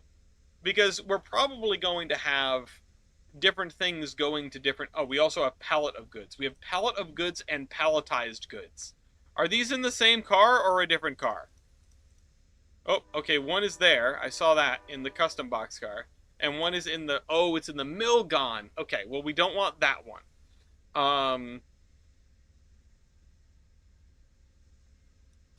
Palletized goods. Okay, both of these, like, palletized goods is acceptable. It's like, what are we going to do with these, though?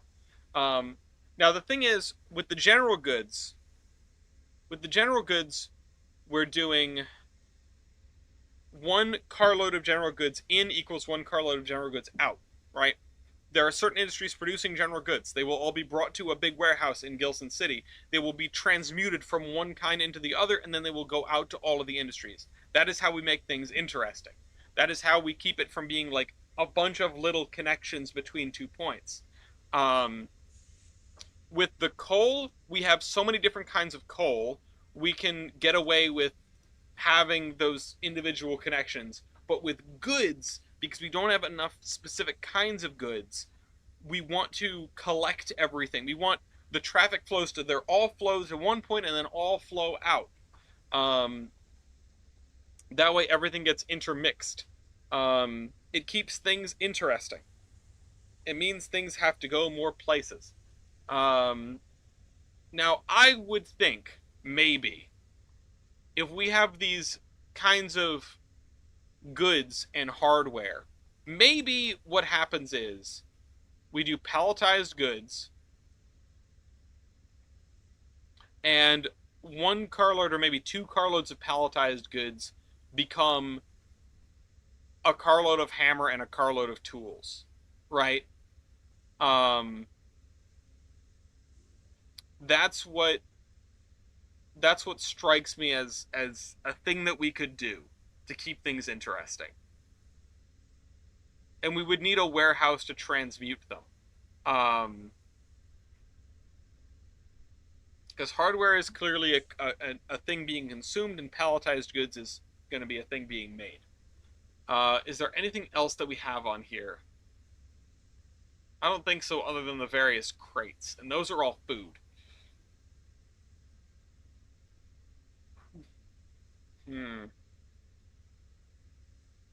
Oh yeah, I think this is going to make palletized goods. All right? All right.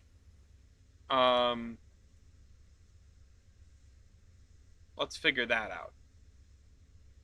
We're on to the next. All right, let me grab a... At least this is going to be a simple industry. We need more of these, to be honest. We need to stop stressing ourselves out with the many, many different kinds of industry. You. Palletized goods would be a fantastic name for a rock band. Honestly, not bad. Not bad. Not the best I've heard lately, but yeah. Can't complain about that. Palletized goods, they have to be the kind of band that knows that their name is a little ridiculous, though. Right? Like, they cannot be serious about it. They've got to be a little goofy. Palletized goods reminds me of one of the battle bots. I think, which was something for shipping. Or free shipping. Free shipping was the name of one of the battle bots. Yeah. That was a fun one.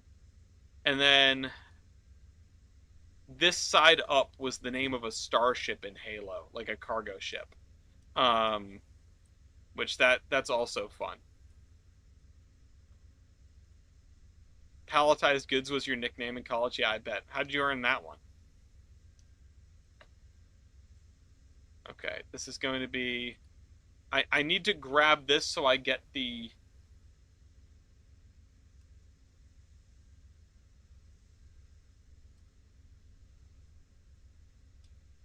you know what? We're just going to call it DE, because we're technically still in Dells, right? Yeah, we are. Standards. DE name use. SBM.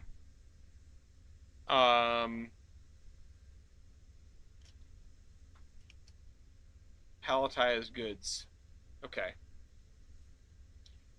All right, now we find out if this is only 250. Also, I just saw ordinary goods. Okay, it is limited to 250. Of course it is. That would be too easy if it wasn't. Products. Set you to items. I don't understand why it's like this. I mean, it must just be an integer limit, right? Let's see. These things, they've got a carload of 7, right? So the minimum I can do is 4 carloads a day, which is kind of annoying. Ian getting a shout out on the stream. Okay, let's see. So this is going to have to be 28 is going to be in here, and the total is going to be 56. That's 4 carloads. Tracks, yup. Load into vehicle. No, unload. No, load into vehicle, right? Processes. We're going to create palletized goods. We're going to create 7 of them. We're going to create them every 21,600. And guess what? That's all we need to do for that industry. Bam, it's done. Now I just need to add it to the list. It is a producer industry. Producer industry. Bellington, Dells. Why are these... Why is nothing I do in alphabetical order? Insert one below. Bellington, Dells, SBM, palletized goods, commodity palletized. Oh, there's an S, not a Z. Did I put a Z in the... Hold on. I did. Whoops. Production per day, 28. And of course, we have messed up the formatting again, because that's all that ever happens. All right, now we've got palletized goods in there. Oh, we also need to add palletized goods to the commodity balance, which is going to be up here. Palletized goods. Oh. Palletized goods. And then, oh. Carload's 8.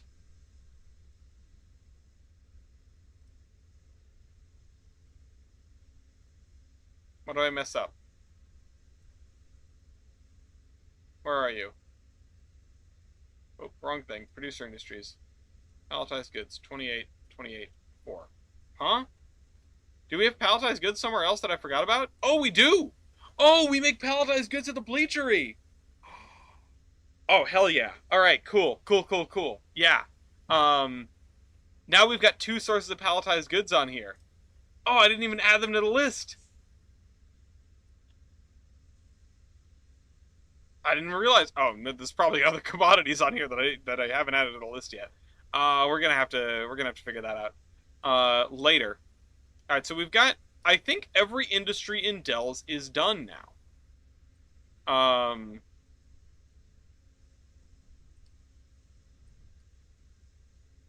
You have to happen, but this place, I don't like how this is set up. Because you can't fit enough cars past the loader. Or unloader, I guess. This is going to be, it's going to be taking in aggregate. It's also probably going to be taking in more than one thing. I don't know. It's going to either be sand or limestone, right? Let's see what we've got for those. I was thinking limestone because I wanted there to be a quarry up there. But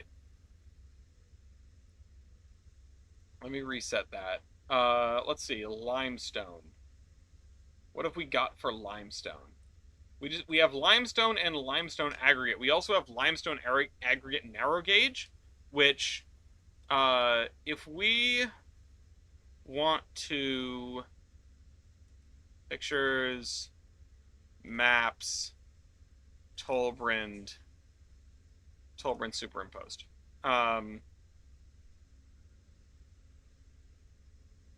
If we want to have this stuff transfer off the narrow gauge, it would come in as limestone aggregate, right? But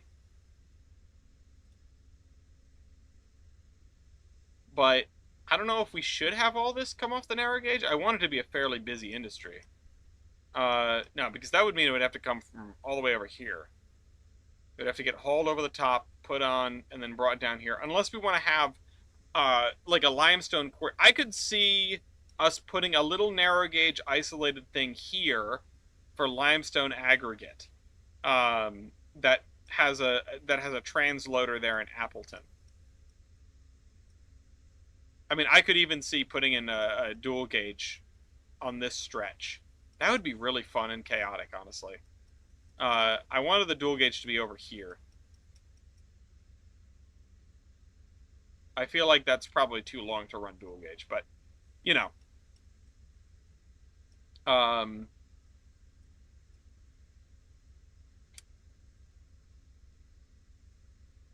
want to take advantage of that. Although limestone is good for other things, too. We could use limestone for steel milling. Our 30-inch narrow gauge limestone road. Yeah, no. It's a good point about the plant a dedicated switcher. We actually do have a spot for that. Here, maybe we could add a little spur for it. Or maybe they would have, like, the equivalent of a car mover. But here, I actually put a shed for switchers for just the silos. 30-inch narrow gauge limestone railroad. Yeah, I'm continuing to limit to one kind of commodity per industry track.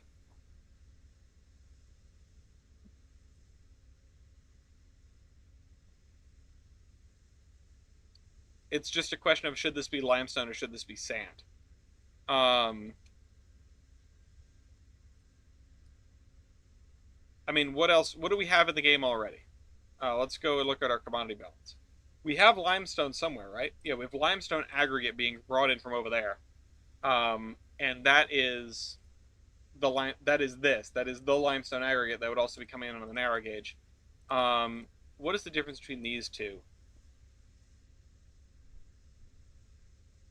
Okay, so the limestone. Oh shoot! I just noticed some formatting issues. Oop. What? Oh shoot!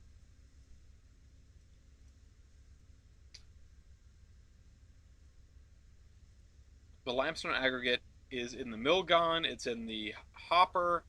The limestone is in what?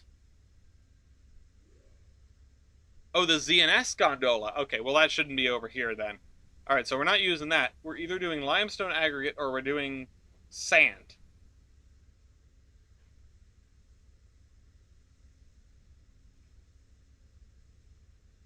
We have a lot of different kinds of sand. We have 3 different kinds of sand and also sand with gravel. Sand with gravel is probably not going to be useful here. But I could see it being used internally in a place where you have to shift around sand with gravel and get out sand and gravel. The only thing I could think of, the other thing I could think of was, or would be, if we added, hold on.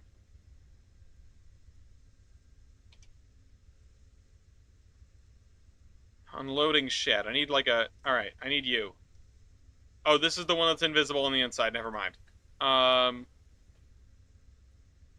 Wood chips unloader. I need an unloading shed. Okay, no, get past all the people. I don't need that.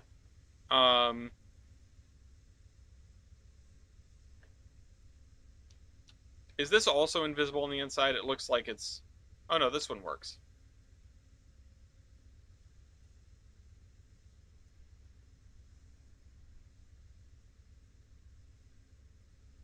Okay.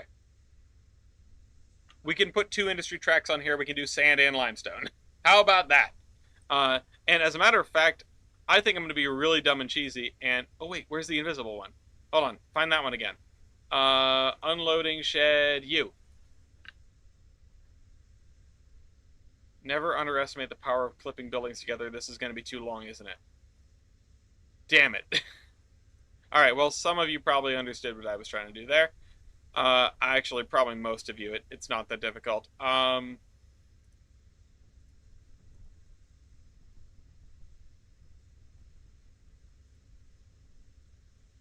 just need a building to connect the buildings. In fact, I need this building but rotated 90 degrees so it doesn't have a door in it.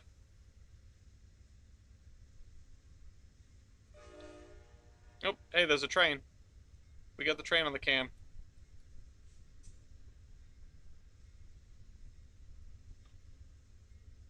Got a lot to gamble for a little bit more. Oh, you know what? That's too close. I needed to be close enough that you cannot tell you can't see there's a gap, but far enough that it doesn't actually clip through, and the actual, like, amount of space that we have to do that, like, the precision there, I think is impossible. That is probably as good as it's going to get. Something else I will do is I will lower this building into the ground, so it doesn't stick up over the side of this. Alright, now, I mean, the fact that there's grass inside this building is a problem. They said I could be anything. Well, maybe a little grass is fine, as a treat.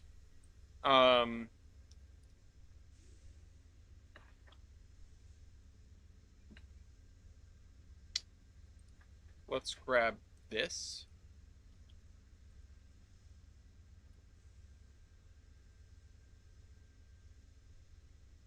And yeah, this will be... Okay, ignore the fact that it sticks out the side.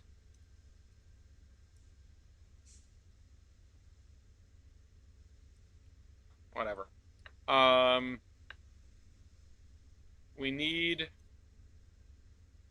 You know, we can get a grate, right? We can get an unloading grate. And we can put that down as well, just to make it look a little bit more legit with the aggregate coming out of the trains.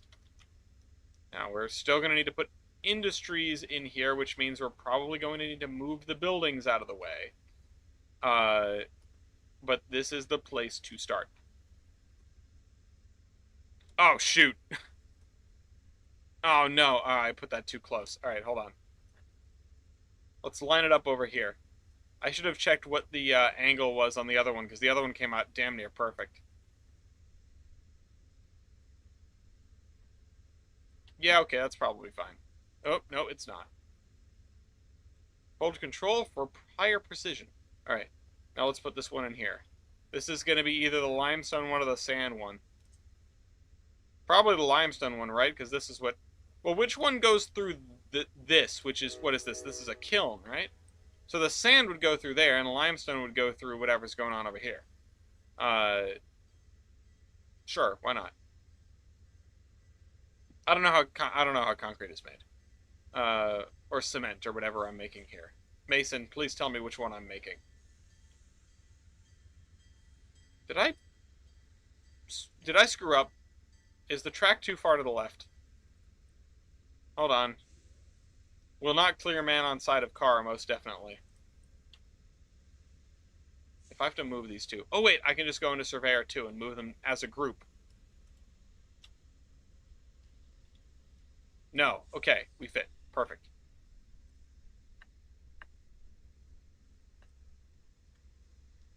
Okay, do I want to do the industries on this now that I just put those there? No, probably not. I don't want to do that yet. So we've got 30 minutes. My throat's killing me.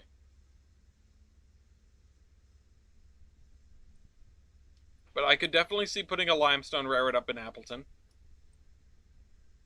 A 30-inch gauge. I don't know what I have that's 30-inch.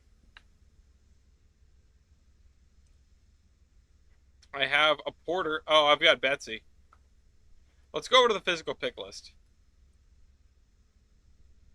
And let's see what I've got. Or should I go to staging? Let's go to staging.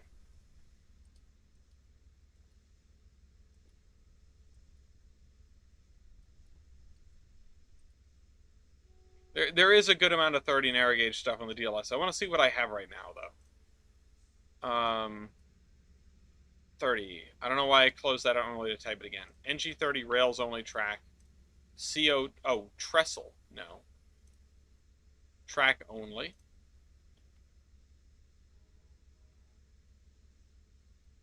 NG42. Oh, this is Cape, isn't it? That's Cape gauge.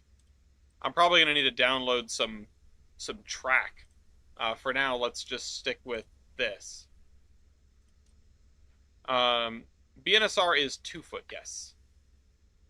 Oh, whoops! Oh, that says standard gauge. Oh, that's okay. 3 foot trestle, U.S. steel bridge.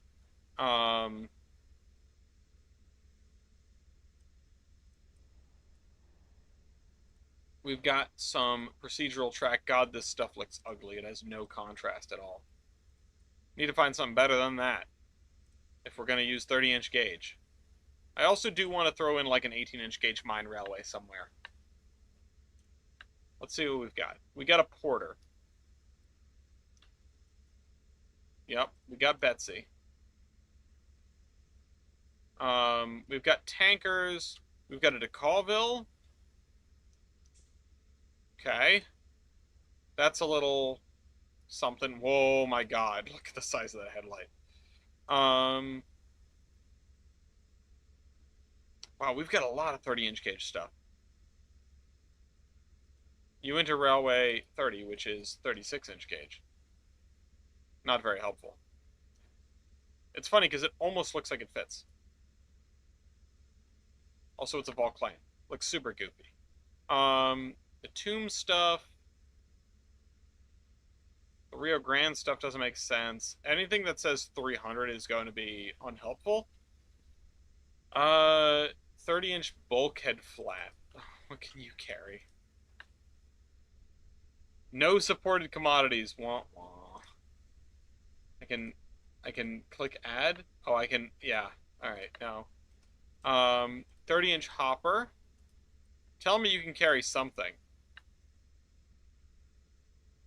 Ballast, bauxite, coal, gilpin ore, gold ore, green coke, and 3 others.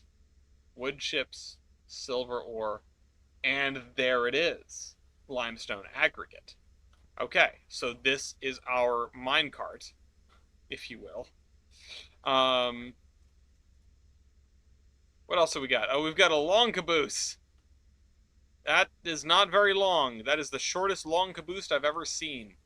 30-inch reefer, which I assume can carry some interesting stuff.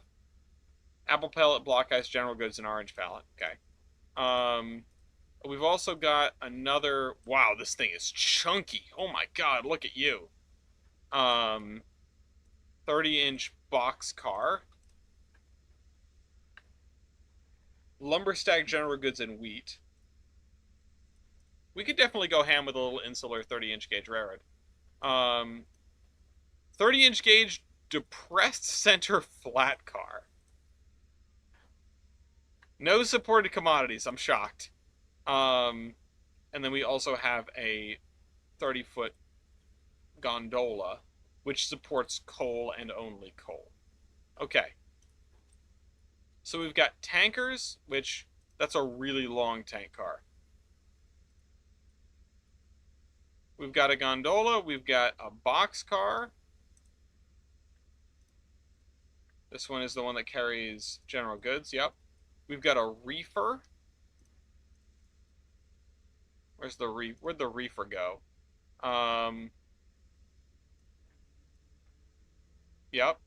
And we also, I just saw a flat. Oh, we've got a skeleton car, which can carry logs, probably like an log. We've got a stock car.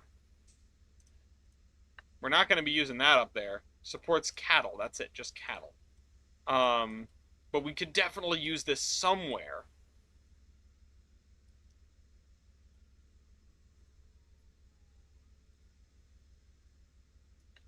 Yeah, we're going to need to have a little insular 30-inch gauge railroad. That'd be way too much fun. What else have we got? Hi, Lafayette. The bulkhead flat, which I think is established does not carry anything. And then just a flat car, which carries lumber stacks and general goods. That's a lot of options. I mean, it's really basic, but it's a lot of it's all of the basic options. And we have 3 locomotives that we can play with.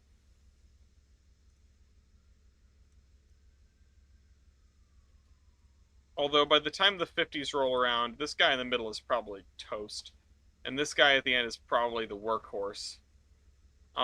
This thing is probably on a display somewhere. Right? I'm surprised we don't have a 30-inch diesel of some kind. Oh, we've got all these. Uh-oh. Oh, no.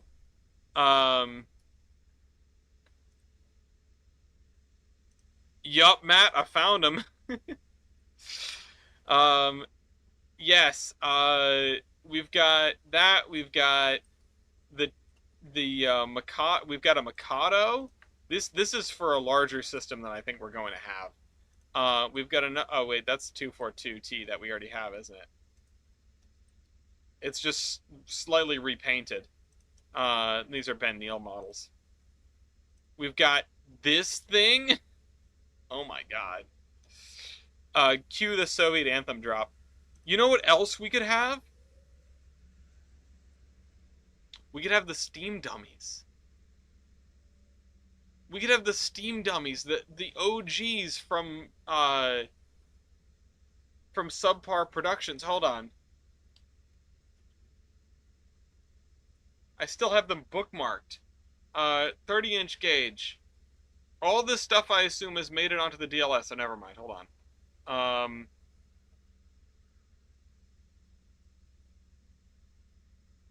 This is all standard gauge. Passenger and dual service. Oh.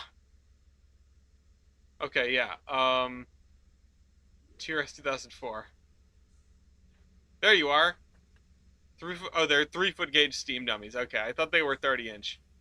I thought they were remade to 30-inch. Oh no, we had the 440 in the passenger set.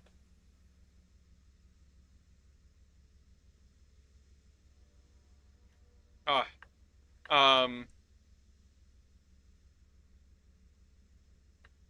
the classics. Yeah, there's a lot of stuff for 30-inch. That's actually kind of cool.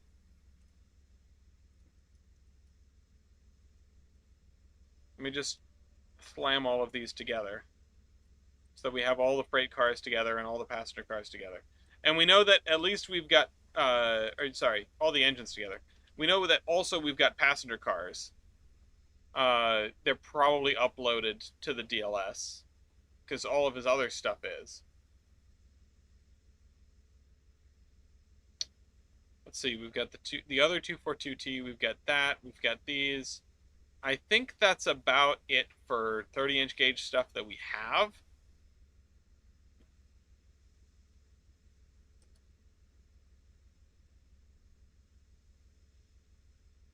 And yeah, we've got the long caboose.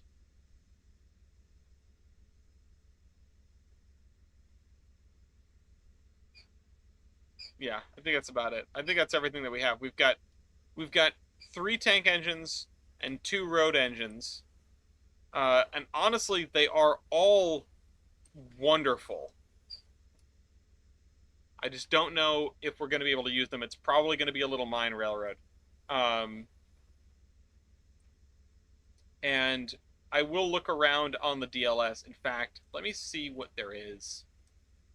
on the DLS because I can't get stuff off of websites. I'm still trying to make this all DLS friendly. If I type in 30-inch, let's see what we get. Oh, there's Garrett's. Oh, there's Shay's. Oh my, oh my. Ah, there's Davenport's.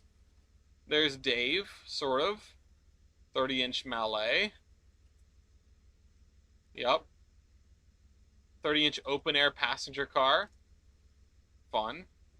Tank car. Something Japanese. Oh. Hello, Whitcomb. Sweet.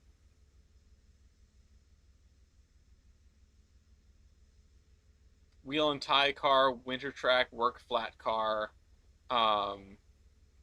skeleton, passenger car. I'm surprised there's just no passenger car, just regular passenger car.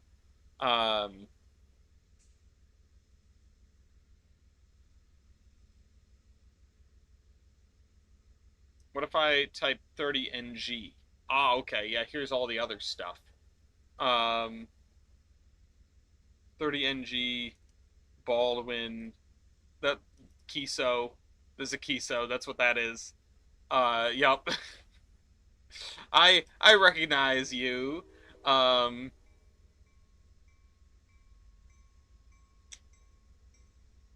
it's like, oh, okay, and we got, uh, Coach. Yup. Train's here. Yeah. Alright.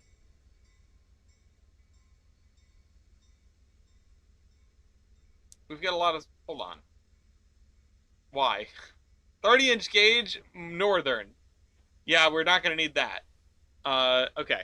Well, there's a lot of stuff available out there. That's for sure. That's good to see.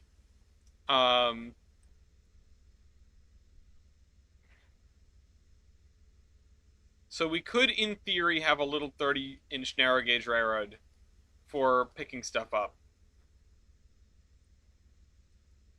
For pulling limestone out of a quarry. Just as a quarry railroad, basically. That's why. It can't be anything fancy. I just want it to be a quarry railroad. That would be kind of neat. We are also almost definitely... You know what we don't have as an asset? I wish Mew was here for this. We don't have... Where is it? Oh, I can clear this out now. We don't have marble. You know? We don't have like a marble slab. We could probably substitute some other rock slab for that. But having a Vermont-style marble quarry on the railroad would be a lot of fun.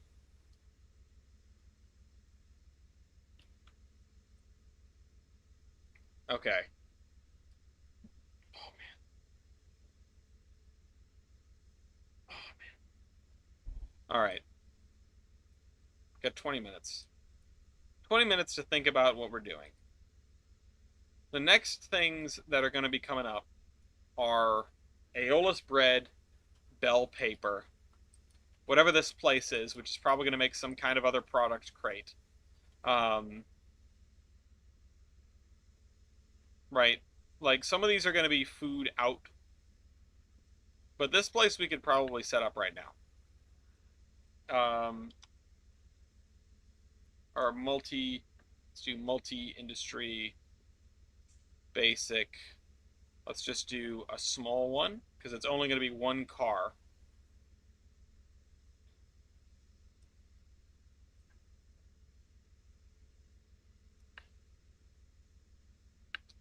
And spline point and spline point. Now that we know where the track is, we can just connect to it. And then this side is going to have to be straightened out, although some of the stuff that I've been seeing in Railroader tells me probably not, actually. Does not. Nothing needs to be straightened out. So this is Bellington proper. So I think Bellington is BE, right?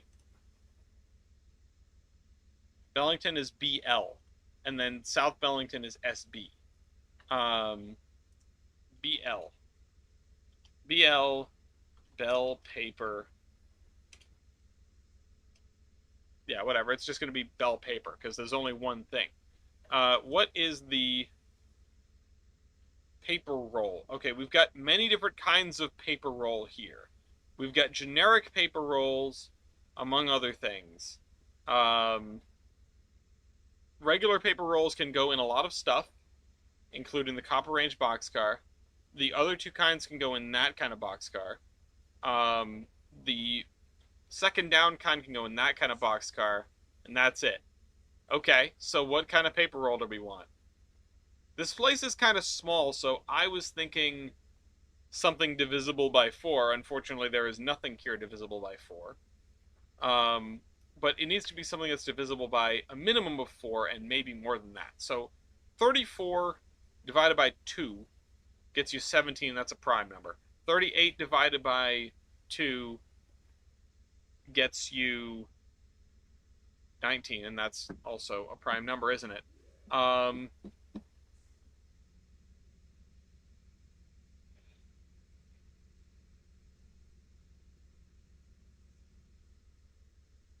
But if you divide it by 2, we need to figure out which one of these we can just do a single carload with. That's the problem right now. 38, 34, and 19. And then these are all going to be divided by this. Oh, sorry. It's going to be equals this divided by this. And we're going to say, yeah, lock that in on column I.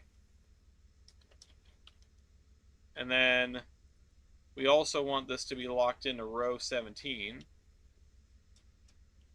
And then I can do that. So if I divide by 2, that's 19 productions per day. Or 17 productions per day, and I can't divide by 2 on that one because 19 is, pretty sure, prime number. Productions per day, 19. Time for production doesn't come out right. 17 doesn't come out right. And I don't think I can divide by anything else, so that's kind of an issue.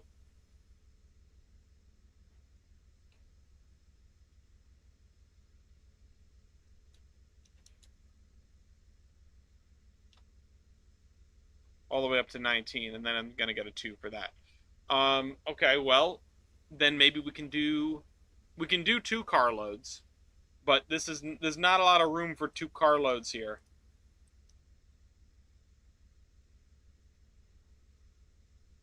All right, let's make room.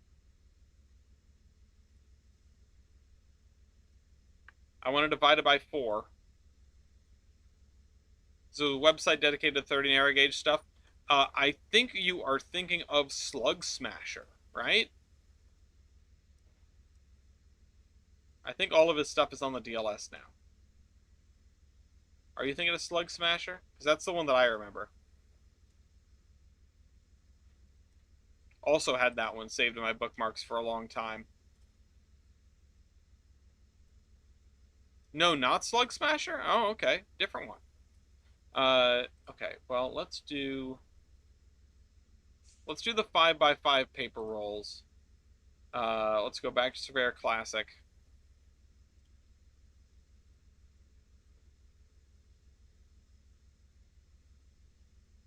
So paper roll, let's do 5x5. Okay, paper roll 5x5.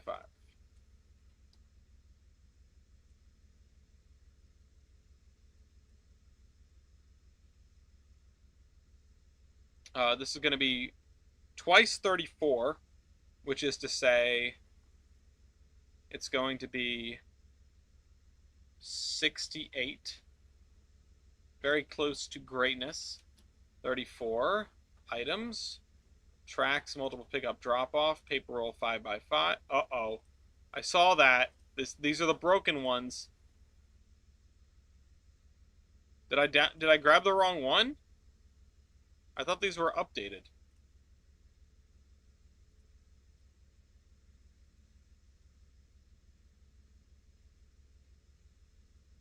Well, maybe it just shows that and it works fine.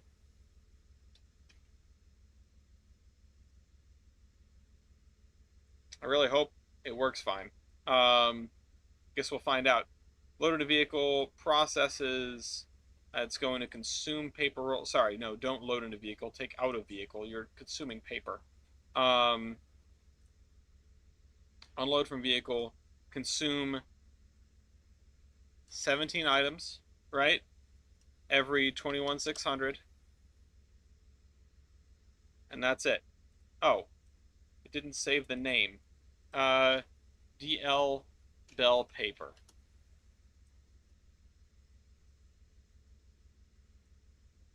Oops. Okay. You. Seems 25%. No source of paper roll. There won't be for a long time. All right. Let's add that to the consumer industries. Bellington. This is going to be Bellington. It's going to be the first one that says Bellington, Bellington. Name. Bell Paper.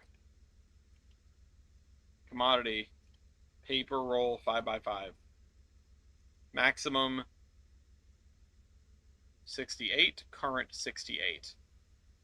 Car loads. What did I do wrong? Oh, never mind. That's 30. Oh, shoot. Whoops-a-daisy. This should be not 68. It should be also, yeah, this is going to consume 19 items because that's half of a carload. Half of a carload, 19 items. Industry calculator. 38 consumed, 76 in the queue. Wait, no. Sorry. 38 is the carload. It's going to be 76 consumed, 152 in the queue. 152. 76 in here. That's going to be the same. This is going to consume 19. Check. Yes. Save changes. And now, let's update this in the consumer industries. It's going to consume 76. That's 2 carloads. Perfect. We did it. I got those in the wrong order. Always double check. All right, that's one more industry done. And boy howdy, is this going to be difficult to switch. Can you even switch this now? The goal was to make it a single car. Let's see. What if you got like a Jeep? If you've got a Jeep and you've got 40-foot Ann Arbor boxcar. Okay, you can fit. You can fit the locomotive in 2 boxcars. Just barely. Which, speaking of which, what boxcar does this need? This needs, the paper roll 5x5, so freight cars and loads. Paper roll 5x5. Oh, it's a 50-footer. Oh no, we just made this way more annoying.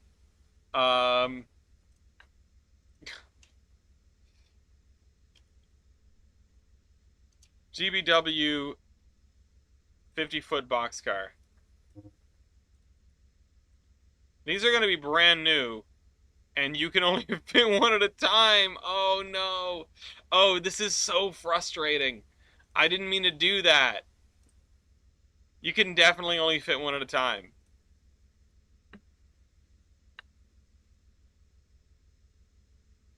I shouldn't have used this. Oh well.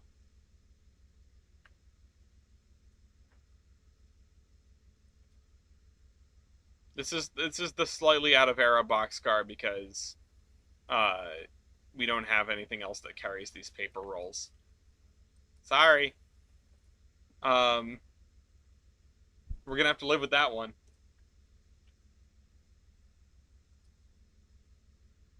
And with that, I think we should wrap up because I could keep pushing myself to do little things, but the next industries up are going to be ones that I would really like to think about. I don't want to rush through.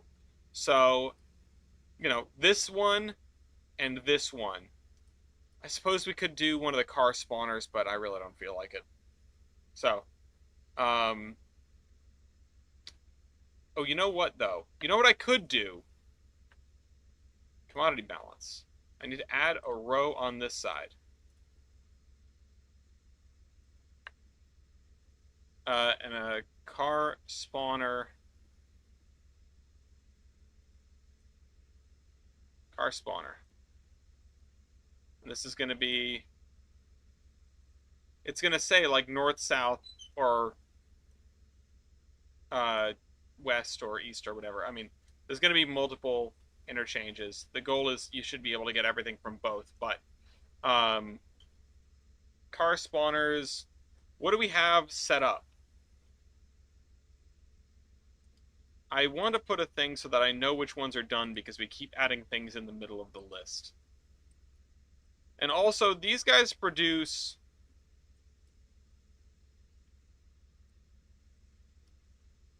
These guys produce what? 4 carloads an hour. So instead of that, what I'll do is I will merge those. I'll say location, and I'll say quantity. Oops. Quantity. Yeah, okay. Or sorry. Yeah. Quantity and location. That's what I want to do. Clear this out. Put a border on it. Put a border on this. Oh, whoops. If I want to match the other ones, it has to look like this. And then this is going to be in carloads per day, right? And 4 times 20 is 80, right? 4 times 20. I don't know why I need to calculate that. I do know that one. Quantity 80. Location north. Okay. Well, we got that going for us. Horizontal alignment. Actually, this can be central. This can be middle alignment. Barley square. Yeah, and this one also theoretically works. 80 north. So this is what we're going to need to do. Beer pallet, coal, corn, diesel fuel. Okay, that's it. Beer pallet, 80 north, coal, 80 north. And that's all we can do. We don't actually have a place on the map where we can have a source for the narrow gauge stuff. We probably should. I would say down here. We could have like a car. We got to figure out how we want that to work with the car float. I mean, that's going to be over here, and it's just probably just going to go from here into staging. Maybe the same thing with over here. I don't know if these two things are going to be too close together, and maybe we'll have to make another spot. Maybe like here. We'll have an off map to staging.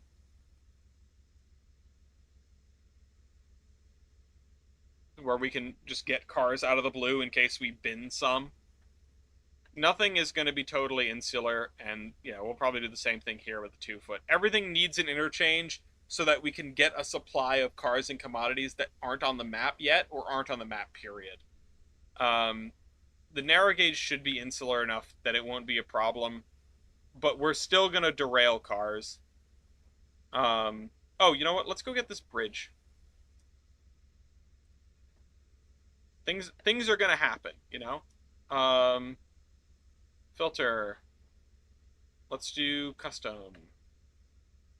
Asset queued.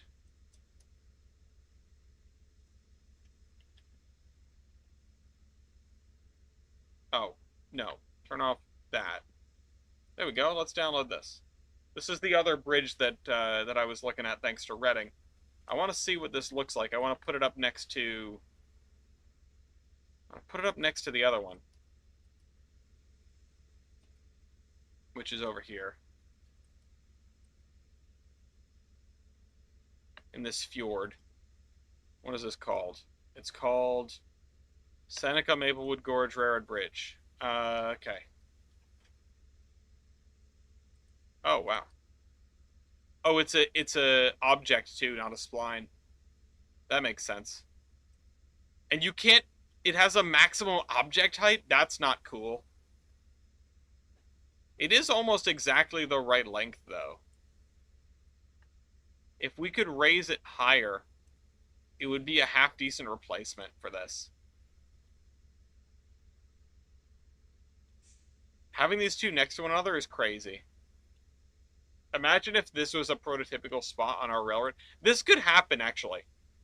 Not prototypical, but like an actual thing that we built. This could happen over on like the south side in the area where the two railroads are intertwining. I could see that the bridge arrangement being a thing. Like down here. We're going to have some fun down here. Maybe like over here. Well, not exactly, but somewhere. Somewhere I bet we could do that. Something like that. There aren't too many places where railroads are paralleling. Although we do have one here, but that's where they're merging. And it's got to be two standard gauge railroads because they're standard gauge bridges. Not that we can't work around that, but it should be for ease of use. Anyway, all right, I'll actually wrap it up now. Oh, look for things under username David111767. Okay, why not?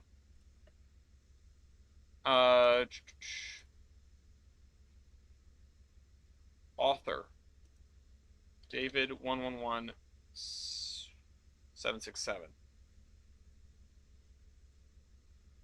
Okay. Yeah, this was a lot of the stuff that I was looking at earlier. A windmill. Winter in the Alps. W.S. Heisler. That's goofy. We've got some dirt. Nice. We've got a backwoods outhouse. Actually, I think I need that. Download that. The 36-inch snowplow is... Yeah, I could use that. When we get to it. And then we've got 24-inch Davenports and some 3-foot track. Okay. Okay. 3-foot wooden ore car. That's goofy looking. Alright. I will see you all next week. Thank you all for joining me. This is the Admiral, signing off.